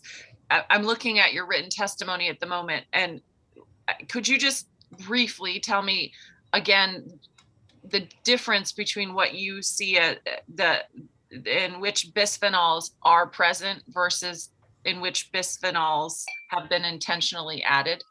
What is the significance for you for that difference? So the definition then would revolve around whether something is intentionally added or unintentionally added. And we're trying to define the intention of whoever did or didn't do that. Instead of trying to parse that, what we are suggesting is it's much cleaner and clearer just to say is something present, is something detectable, whether it's intentional or not.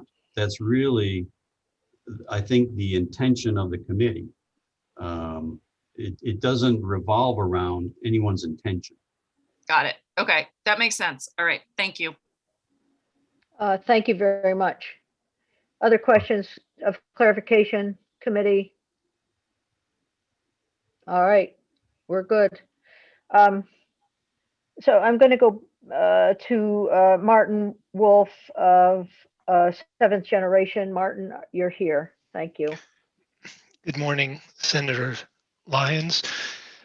First, occasionally I have bandwidth issues, and if I have video on, we lose audio. So if that begins to happen, I can see you on my screen, Senator Lyons, so I ask you to signal me to let me know.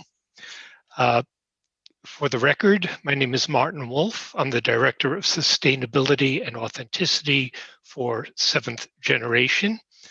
And on behalf of Seventh Generation, I thank you for this opportunity to testify in support of S20. Seventh Generation is the nation's leading brand of household and personal care products designed to help protect human health and the environment. We were established in 1988 in Burlington, Vermont, employ over 160 people, and distribute our products through natural food retailers, supermarkets, mass merchants, online retailers across the United States and in 20 other countries. A copy of my testimony, by the way, has been submitted and should be posted, as well as a supplemental document that I'll discuss in a moment. In presenting this testimony, I come before you as a senior employee of one of Vermont's successful socially responsible businesses, as a chemist, which I have practiced, science I have practiced most of my adult life, as a father, and as a citizen of the state of Vermont, whose value, a state that values the health of our people, values our natural beauty, and strives to achieve a delicate balance between protecting that health, that beauty, and the economic vitality of our state. As noted in Vermont Act 188, Chemicals of High Concern to Children, Section 1771, it is the policy of the state of Vermont to protect public health and the environment by reducing exposure of its citizens and vulnerable populations, such as children, to toxic chemicals, particularly when safer alternatives exist. And the focus of my testimony will be that safer alternatives exist for PFAS substances in each of the categories in which they are being restricted by this bill. So you have already heard from Jen Duggan, and I imagine you will hear in subsequent testimony about the ubiquitous nature of PFAS. You will hear about their presence throughout the environment, the fact that they are found in the blood of more than 98% of Americans, that 16 million Americans, including a large number of Vermonters, have PFAS in their drinking water, and that they have been shown to travel around the globe, bioaccumulate, and magnify. Once they get into the environment, they distribute themselves and are hard to remove. For that reason, PFAS have been listed as persistent organic pollutants under the Stockholm Convention due to their ubiquitous, persistent, bioaccumulative, and toxic nature. You have also heard how PFAS cause harm to people and to other organisms in the environment. They are particularly concerning in stages of human development that begin in utero, in infants, and in pubescent and prepubescent children. So restricting exposure, particularly in those stages, is particularly vital and important to limit the harm caused by PFAS. In Section 1, Chapter 33, Firefighting Agents and Equipment, it has already been testified that alternatives are available, and in the document I have submitted, there is a review published by New York State's Pollution Prevention Institute and the Interstate Chemical Clearinghouse that has found over 90 fluorine-free firefighting foam materials that have been certified as effective in Class B firefighting foams.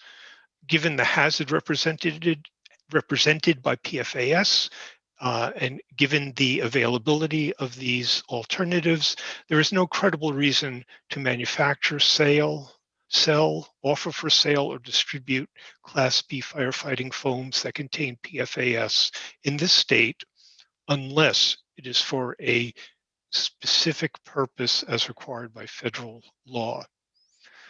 In Section 2, regarding chemicals of concern in food packaging, again, the hazards of PFAS are known.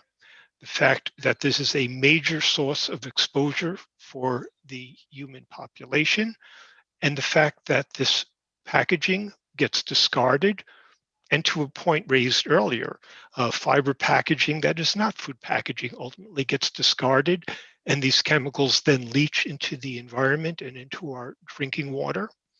Given these facts, again, given these facts and the availability of alternatives, which are documented in the supplemental report I submitted, which shows that alternatives are available and have been identified by the Northwest Green Chemistry Council and by the Clean Production Action Network.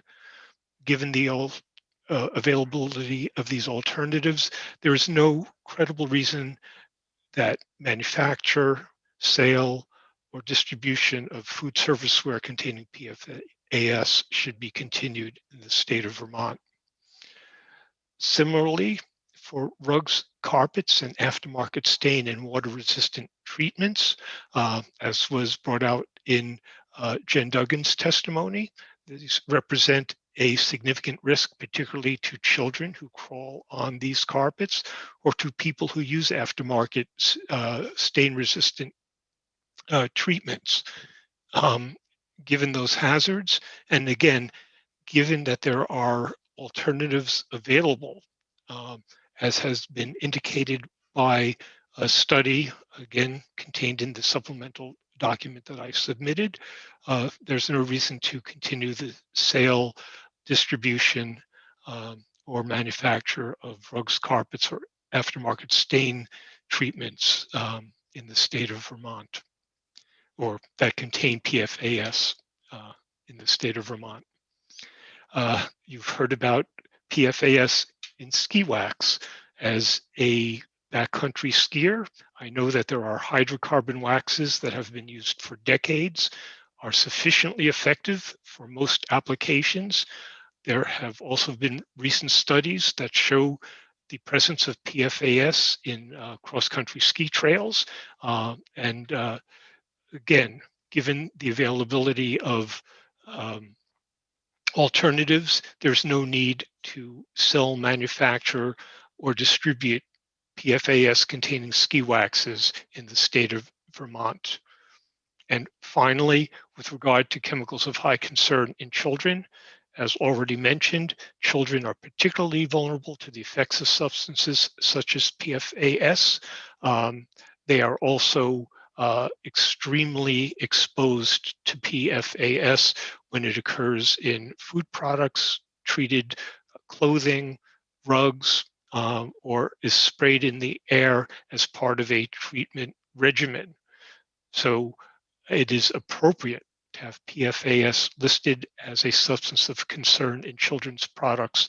And I thank the committee for moving forward with S20, which would list PFAS as a substance of high concern in children's products. In conclusion, seventh generation and other responsible businesses already exclude thousands of chemicals of concerns, including PFAS, bisphenols, and phthalates from their formulation palettes. We will not use them, and there is no need for other companies to use these substances that are known or likely to cause cancer, to express reproductive toxicity, or to be persistent, bioaccumulating, and toxic in the environment. By prohibiting the use of PFAS in the applications discussed, you're helping protect Vermont's citizens, protect the Vermont environment, and achieving the appropriate balance of those protections and the economic viability of our state. Thank you. Thank you, Martin. Comprehensive as usual. I appreciate your comments.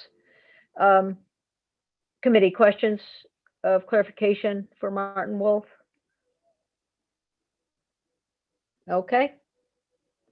Thank you. The questions may come up later. We don't know. We'll see what happens. Aaron Segrist is here from the Vermont Retail and Grocers Association. Aaron? There you are. Okay. It's fun to watch. It's fun to watch the screen hop around a little bit. But so Aaron, thank you for being with us. And why don't you introduce yourself for the record, and we'll listen to your testimony. Yes, thank you for having me and fitting me in. For the record, my name is Aaron Segrist. I am the president of Vermont Retail and Grocers Association. The Vermont Retail and Grocers Association, we represent over 750 members around the state, which translates to just under about 2,000 retail stores in Vermont. Our membership is inclusive of a variety of business types and models. Members include general retail, general stores, convenience stores, distributors, food producers, business service members. I'm here today to express concern for access to food and beverage should S20 pass as introduced. As you're aware, food packaging is strictly regulated by the FDA, and substances used in food packaging must pass a laborious review process before they are sold or distributed within the US. Additionally, the FDA requires extensive information be submitted on the food contact substance itself, as well as potential impurities and degradation products. Thus, the PFAS compounds currently authorized for use in the food packaging in the US are supported by a robust body of scientific data that has been reviewed by the FDA. Because of recent increased attention to the family of PFAS and the use of certain PFAS chemistries in food packaging, the FDA, I'm sure you're aware, has undertaken a reassessment of these applications. And I'll apologize, I did not send my testimony to Nellie yet, but I do have a link and I will send that to you as soon as we're done here. As well, food manufacturers and the food packaging industry are already working to find acceptable alternatives as consumers continue to demand the elimination of such chemicals, as well as the increase of recyclable content. Manufacturers of the majority of PFAS products used in fiber-based food packaging have already agreed to voluntarily phase out of these products for use in product packaging by January 1st, 2024. The FDA agrees that this time is needed to avoid unnecessary food supply chain disruptions and a lapse in access to products to Vermonters. We're all aware of the anxieties experienced when we faced a supply chain disruption at the beginning of COVID-19. I'm sure you're all very well aware of those anxieties. Because of these efforts, the effective date of the bill should be extended to no sooner than January 1st, 2024, should the bill be passed out of committee. This is to avoid hardship and disruption for not only retailers, but also consumers. Again, finding alternatives as well as the design and creation of packaging is a multi-year effort. And as I shared, manufacturers in the food packaging industry have already started to work on these phase outs.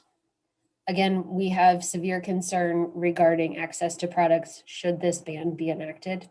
And as we move out of a global pandemic, now is not the time to exacerbate still existing shortages of certain food or beverages. I'll stop there and happy to take questions.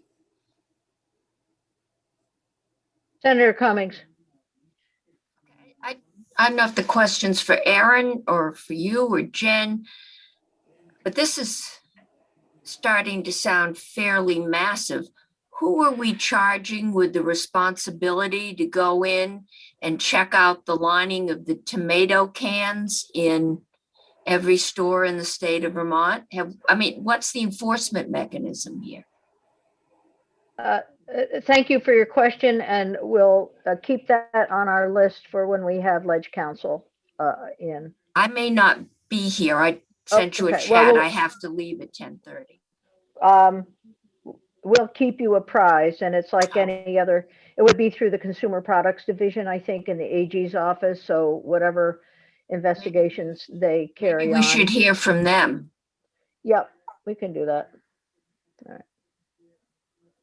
Okay. Any other questions for Aaron? All right, thank you, Aaron. Senator Hardy. Well, I'm not sure if this is a question, but just looking at the language, there's nothing about retailers in here. It wouldn't, and you represent retailers. I mean, it's manufacturers, suppliers, and distributors. So there's not, to Senator Cummings' question, it's not the little grocery stores that would be on the hook for yeah, I guess my concern is suppliers and manufacturers. There are very few in-state manufacturers. So the only place we're going to have contact is either in the stores or we're going to stop the trucks coming into the state. And I just want to make sure that, and last time we took testimony, I think there was some about botulism. And maybe that was the BPA lining, but we don't hear about that anymore. I do remember when Bullabase killed a few people. So I just don't want to set us up for something we can't enforce unless we're going out and checking every grocery store or there's, a master list of things you can't sell. But it's not at the grocery store level. No, but we're saying you can't, we don't manufacture very much in Vermont. Maple syrup soda, maybe. Suppliers generally are big national suppliers with trucks. How are we going to regulate what an out-of-state supplier or manufacturer sends into the state, except at the point of sale? And I think it's just something. Senator, I think, listen, Aaron, go ahead and then I'll have a response. Yep. So just a real quick example. If you think back to the GMO labeling law that was passed a handful of years ago now, manufacturers had shared that they were not going to change their labels for just Vermont. Manufacturers have said Vermont is a small enough state where we will just eliminate access to products for Vermonters. So it's not necessarily an impact to the retailer regarding regulation. It's an impact to customers because they will no longer have access to, they may no longer have access to products if manufacturers choose not to comply with this law and instead eliminate access or no longer ship these products to the state. But that hasn't happened, and manufacturers have changed their labels. So I think we should move on. We're getting into discussion, but I will say that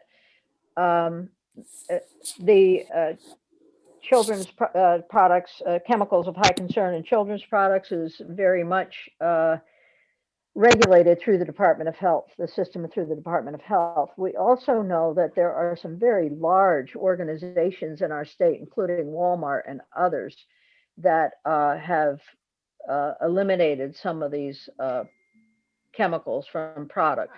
We also know we're surrounded by states that are doing the same thing.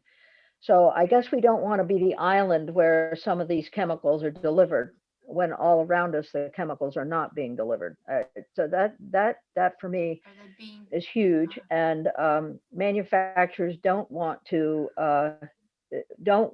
be fined or identified as not complying with something that's so critically important to public health.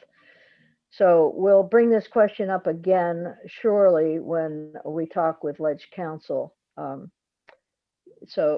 in the meantime, thank you, Aaron, and for your testimony. Appreciate it. Thank you for having me. All right. I think the last person I have on my list is Lauren Hurl from the Vermont Conservation Voters. Lauren, welcome. Thank you for being here. And why don't you introduce yourself and give us your testimony? Great. Thank you for having me. Is my sound okay? Not a cartoon or any issues? Nope, you're just fine. Thanks. Excellent. So for the record, my name is Lauren Hurl, and I'm the Executive Director of Vermont Conservation Voters. And we are a nonpartisan, nonprofit organization that advocates for strong environmental laws, and really grateful for the opportunity to testify today in strong support of S20, a bill that will reduce the amount of toxic PFAS forever chemicals we're bringing into Vermont. And we know these chemicals contaminate our environment and harm our people. I remember this was the last bill I testified on in person last year before we all went home, and before you all in the Senate unanimously passed a very similar bill last year. So really appreciative that we're taking it back up again. I did want to note that this bill is highlighted as one of the environmental community's top legislative priorities in our environmental common agenda for this year for a whole host of reasons. One thing I wanted to note, as we've been in the pandemic and public health has been front of mind, another issue that we've also been working a lot on is racial justice, and just noting that the manufacture and disposal of toxic chemicals have a long history of environmental injustice, where the facilities that manufacture, landfills, incinerators are often located in communities of color and low-income communities. So the whole life cycle of these chemicals produce a range of problems, and just wanted to note that issue because I hadn't heard it raised yet today. So S20, of course, continues the important work you all have done for many years on this important issue of regulating toxic chemicals.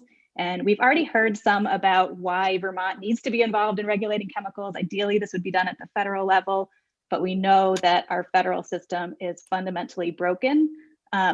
We've heard some about the Toxic Substances Control Act and the whole premise of that legislation at the Environmental Protection Agency being chemicals are innocent until proven guilty, unlike pharmaceuticals where you demonstrate safety before you put something on the market. And that has been just a fundamentally flawed system. I think today we've heard more about the Food and Drug Administration, and we've heard that this food packaging is already really well regulated by the FDA. But as you dig into how food packaging is actually regulated, under the program that deals with this, the manufacturer needs to submit information about a particular chemical, including a safety determination. The FDA then has 120 days to review the material and respond. If they don't respond because they haven't had time, the company can start using the chemical, even if it hasn't completed the review. The program defines safety as reasonable certainty of no harm in the minds of competent scientists. It doesn't state thresholds for how carcinogenic something is or reproductive toxicity. It doesn't require looking at other health harms like organ damage, bioaccumulation, persistence, endocrine disruption, or other health effects. And this entire process, unlike most other processes like this, is entirely closed to the public. There's no public review, there's no comment period, and the studies submitted to the FDA are not public. They are produced by chemical manufacturers who have a vested interest in FDA approval, and they are allowed to select what information to submit and what to hold back. So, we hear that they are following all regulations. I'm sure that is absolutely true, but just knowing that the regulations that deal with food packaging at the federal level are inadequate at protecting public health. There's also a long history at the FDA of not taking action on harmful chemicals. We've heard for years about PFOA and PFOS, just two of the thousands of PFAS chemicals, where there is a wealth of data on the harm that they cause to human health. And even on those chemicals, the FDA did not take action to restrict them from food packaging until there was an immense amount of public pressure. And that was after the manufacturers decided to stop using the chemicals that they finally restricted it in food packaging. So this is just a system that does not work, does not prioritize public health. So we cannot take for granted that it is adequate for protecting Vermonters. And due to this federal failure on these issues, Vermont really has been at the forefront and has taken a number of steps to regulate PFAS and other chemicals. I know I've worked with you all on bills to restrict flame retardants and phthalates and lead, mercury, and BPA through the years. Just listening to the testimony today, we've heard often virtually identical testimony on each of these bills. Our chemicals are safe. We're already well regulated federally. It's hard for a small state like Vermont to implement this kind of restriction, but just reminding you all that you have implemented very similar legislation successfully time and time again. And we've heard these concerns about how it's going to roll out. And after the fact, rather than having problems, we haven't heard examples from our manufacturing industry, from our retailers about how difficult it's been to implement. Instead, we've seen Vermont be able to play a role in shifting markets to safer products that protect our health. So I think it's been really successful examples through the years of these programs without the, the concerns that we hear over and over again about how it might play out. In this case, we've often been at the forefront on chemical policies. In this case, we're actually, as you've heard, playing catch up, where a number of other states have already taken the actions that are laid out in this bill.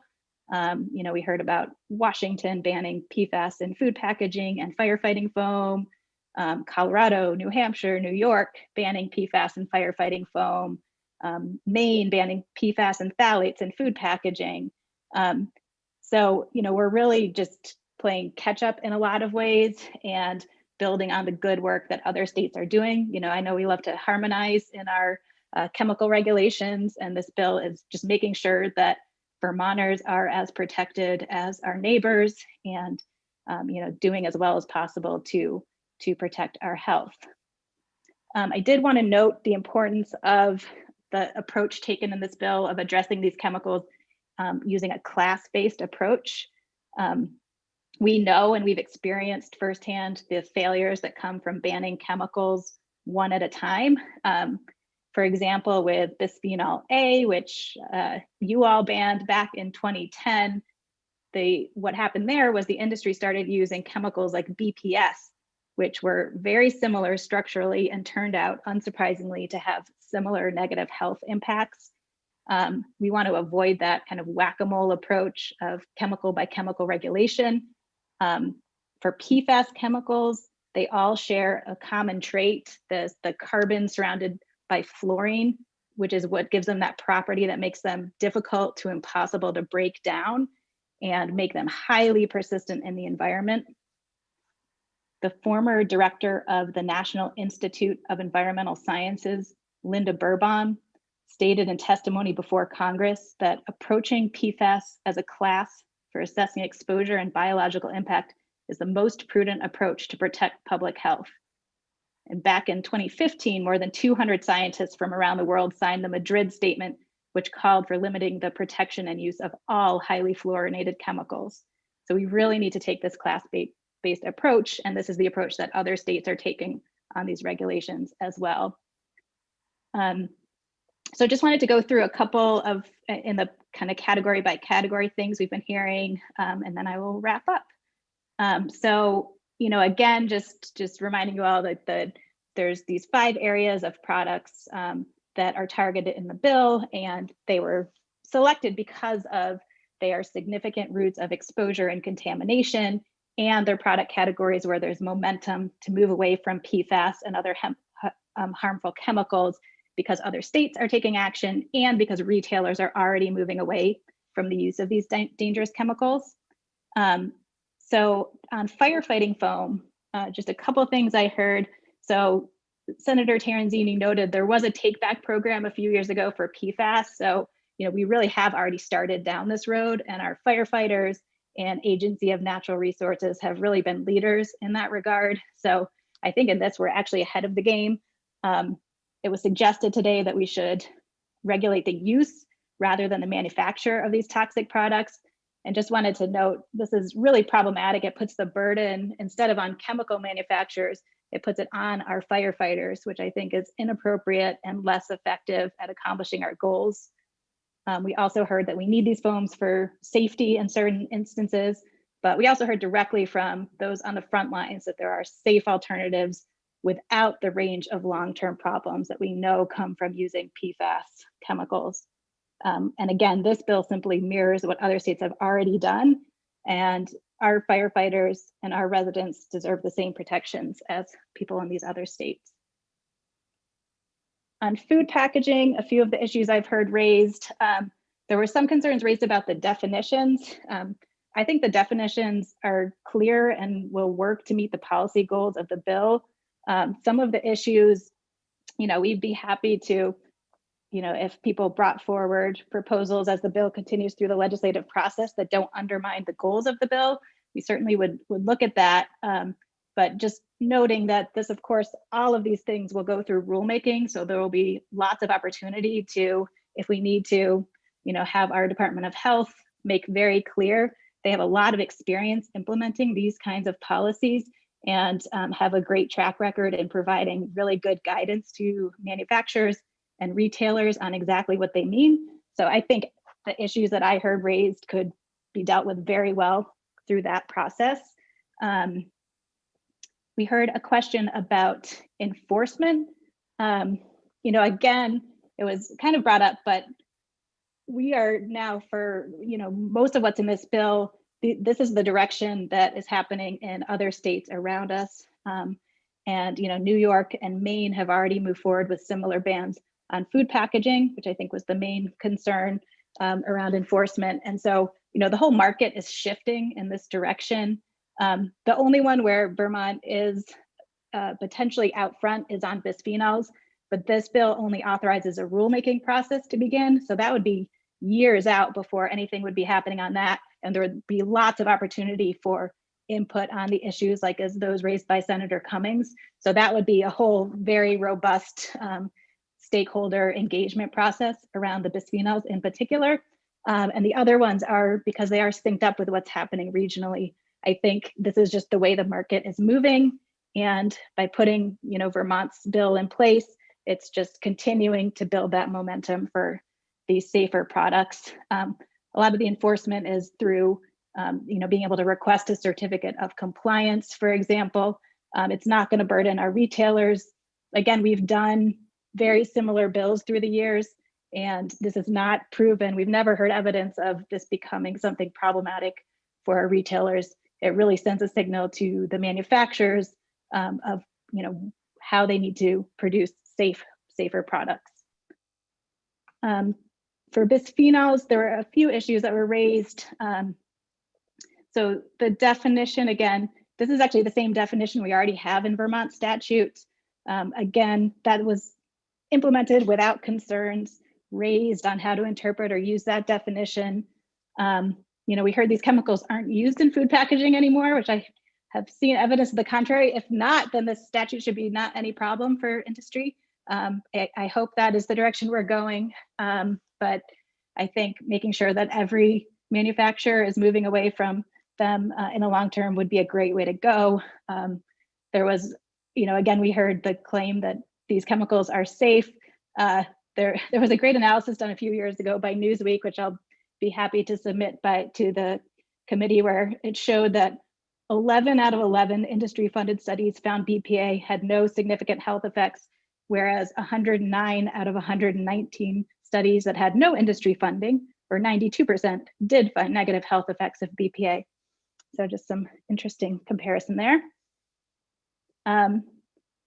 So for phthalates, just wanted to note, so, the Vermont legislature has banned a suite of phthalates from certain products previously, determining these chemicals present risks to Vermonters' health. There are numerous phthalates on our list of chemicals of high concern to children. Chemicals like these impact our endocrine systems. There was a book out just in the last couple of weeks from a leading global epidemiologist, Shauna Swan, entitled "How Our Modern World is Threatening Sperm Counts, Altering Male and Female Reproductive Development, and Imperiling the Future of the Human Race." So not to be hyperbolic, but there really is alarming data coming out around things like significant declines in sperm counts. And the threats posed by these chemicals are real. Maine has moved to ban the class of phthalates, which our language is modeled on. And we have alternatives that don't bring these risks. So it's just a prudent public health measure to move in this direction, and it's exciting to see things like retailers like Amazon and McDonald's moving away from toxic chemicals in food packaging. It shows us we know safer alternatives exist. They're cost competitive. So let's do our part to move in that direction as well. For the carpets, rugs, aftermarket treatments, and ski wax, I didn't hear a lot of concerns raised, but we fully support those measures. And lastly, we heard about the chemicals of high concern to children program.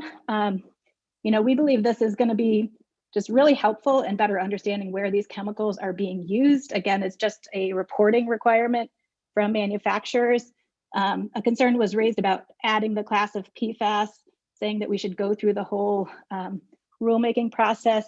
You know, we all spent a lot of quality time working on the criteria. I think there's no question that PFAS chemicals meet the criteria of risk to human health and exposure. And rather than having our Department of Health, who is stretched very thin right now, dealing with a pandemic, go through a rulemaking process on chemicals that very clearly meet the criteria that you all laid out, we think we can move forward now with adding these chemicals to our list. Again, the Department of Health has done a great job implementing the Act 188, the Chemicals of High Concern to Children program. They've got, if you haven't spent time on their website, they have videos, they've got a whole host of things to make it easy for manufacturers to comply. So I think some of the concerns about having CAS numbers and other things are the kinds of guidance that would be provided to manufacturers to make it clear how to make sure that everybody knows how to comply with this law. So I think this is, you know, absolutely those kinds of concerns could be dealt with through the rulemaking process to actually implement this. And it would be a great step forward for parents and others to know if these PFAS chemicals are being used in products that they are bringing home to their children. So to wrap up, we know the federal government is failing to protect us from toxic chemicals. This bill takes important steps to turn off the tap of importing harmful chemicals into our state, particularly PFAS chemicals. You know, we've heard a lot today from the chemical industry about how they're well regulated, the chemicals are safe, they're essential. But, you know, globally, we are dealing with a PFAS contamination crisis. It's estimated that hundreds of millions of Americans have these chemicals in their drinking water. And we know exposure to very small amounts are linked to cancers, immune system harm, and a range of other ailments. And S20 looks to harmonize with what many other states are already doing. It aligns with what many leading retailers are doing and starts us on the road of eliminating the importation of these dangerous chemicals, where we're going to be dealing with the negative ramifications for generations. So we look forward to working with you to move this forward, and we thank you for your time. I'd be happy to answer any questions. Thank you so much. Lauren, thank you very much. That's very helpful. What I'm going to suggest to the committee is, if you have a question of clarification, to ask it now, because I'd like for us to be able to take a break until 10:30 when Katie McClinn gets here. So I see Senator Hardy has her hand up and Senator Hooker has her hand up. So go ahead, Senator Hardy. Thanks, Senator Lyons. And thank you, Lauren, for your testimony. I just want to ask you about two things that I've asked other witnesses about, specifically to the language, since we'll have our drafter in here next. And I'm wondering your thoughts. I'll ask the two questions and you can answer them. Your thoughts on the intentionality question. It's multiple times in here about intentionally added versus presence, and wondered your thoughts on the distinction between the two and why intentionally added. I know you've worked on this language, why you think that might be better or not. And then specific to the chemicals of high concern for children, that phrase, or a member of a class of chemicals, I completely agree that sort of approaching this as from a class for PFAS, the class of PFAS, but I think the concern with that language is that it would capture the class of all the other 87 chemicals that are listed there, and that may be broader than what's intended with this bill. It's just a wording thing, and that line 16 on page 12, and wondered if there's maybe a better way to word that. So those are my two specific questions. Yeah, so on the first one, so there's kind of two approaches that the legislature has taken through the years, and I think both can work to meet the goal of, you know, reducing the use of these toxic chemicals. So either it can be intentionally added, and I think the benefits of that are that if something is, you know, present as a contaminant in the process, it, you know, it's not like the intention, like getting in someone's mind. It's a chemical is either added because it serves a function in a product. So I don't think it creates the kind of confusion or, you know, intention the way in some laws where you need to figure out what was someone's motivation. It's more, there's a process, you're creating a product, and are you intentionally adding PFAS because it has certain properties like grease resistance for food packaging? And so I think in this case, it could work fine. And, you know, the being present, you know, that is another approach that has been used in other laws and also can work fine. You know, there's, you start to then get into, well, how much is, what's the level that is acceptable? And so it creates a whole host of other issues that you then start needing to address. So I think the language here is good and workable and meets, you know, a goal of protecting public health. You know, again, if there was interest, we're certainly happy to look at either approach, but I think what's in there works well for the purposes that I think this bill is trying to achieve. Your other question, I'll have to pull up. I might, if you would, I might look at that for a minute and just see, or I mean, it might be something that Ledge Council, I think, you know, the intention. Okay. So I know that other states states and get have. back to us. Yeah, it's fine. Yeah, let me just I look think at it for a minute. let's let Senator Hooker ask her question. Just quickly, Lauren, did you submit any written testimony? I don't seem to have it on my page, but I'd appreciate that. And secondly, maybe you could comment again, and I'm sorry if I missed it, how other states are handling the enforcement. Yeah, so I'll have to look back for enforcement. I know that you know, and legislative council might be able to speak to where they pulled it from, because I know that a lot of the language was modeled on others. You know, typically these are certificates of compliance is a really common way of doing it. So if there was, you know, a concern or something had come to light where they think a company might still be using a chemical that they shouldn't, that they can then request a certificate of compliance to demonstrate. So that's I think that's the way most, although I'm happy to do some quick research and confirm that from some of our from some of the other state laws. Thank you. Okay. Yes, and we're getting into an area that are very important for discussion. So why don't we say thank you, Lauren, thank you very much. And please do get us your testimony in writing so that we have it. Be very helpful. All right, committee, I'm going to say Katie is going to be coming in here around 10:30. I was going to be 10:30. I've told her to put it off until 10:35. So let's take a 10-minute break, please. And then we'll come back and we'll have Katie with us for the remainder of the time. So Nellie, why don't we put the screen up and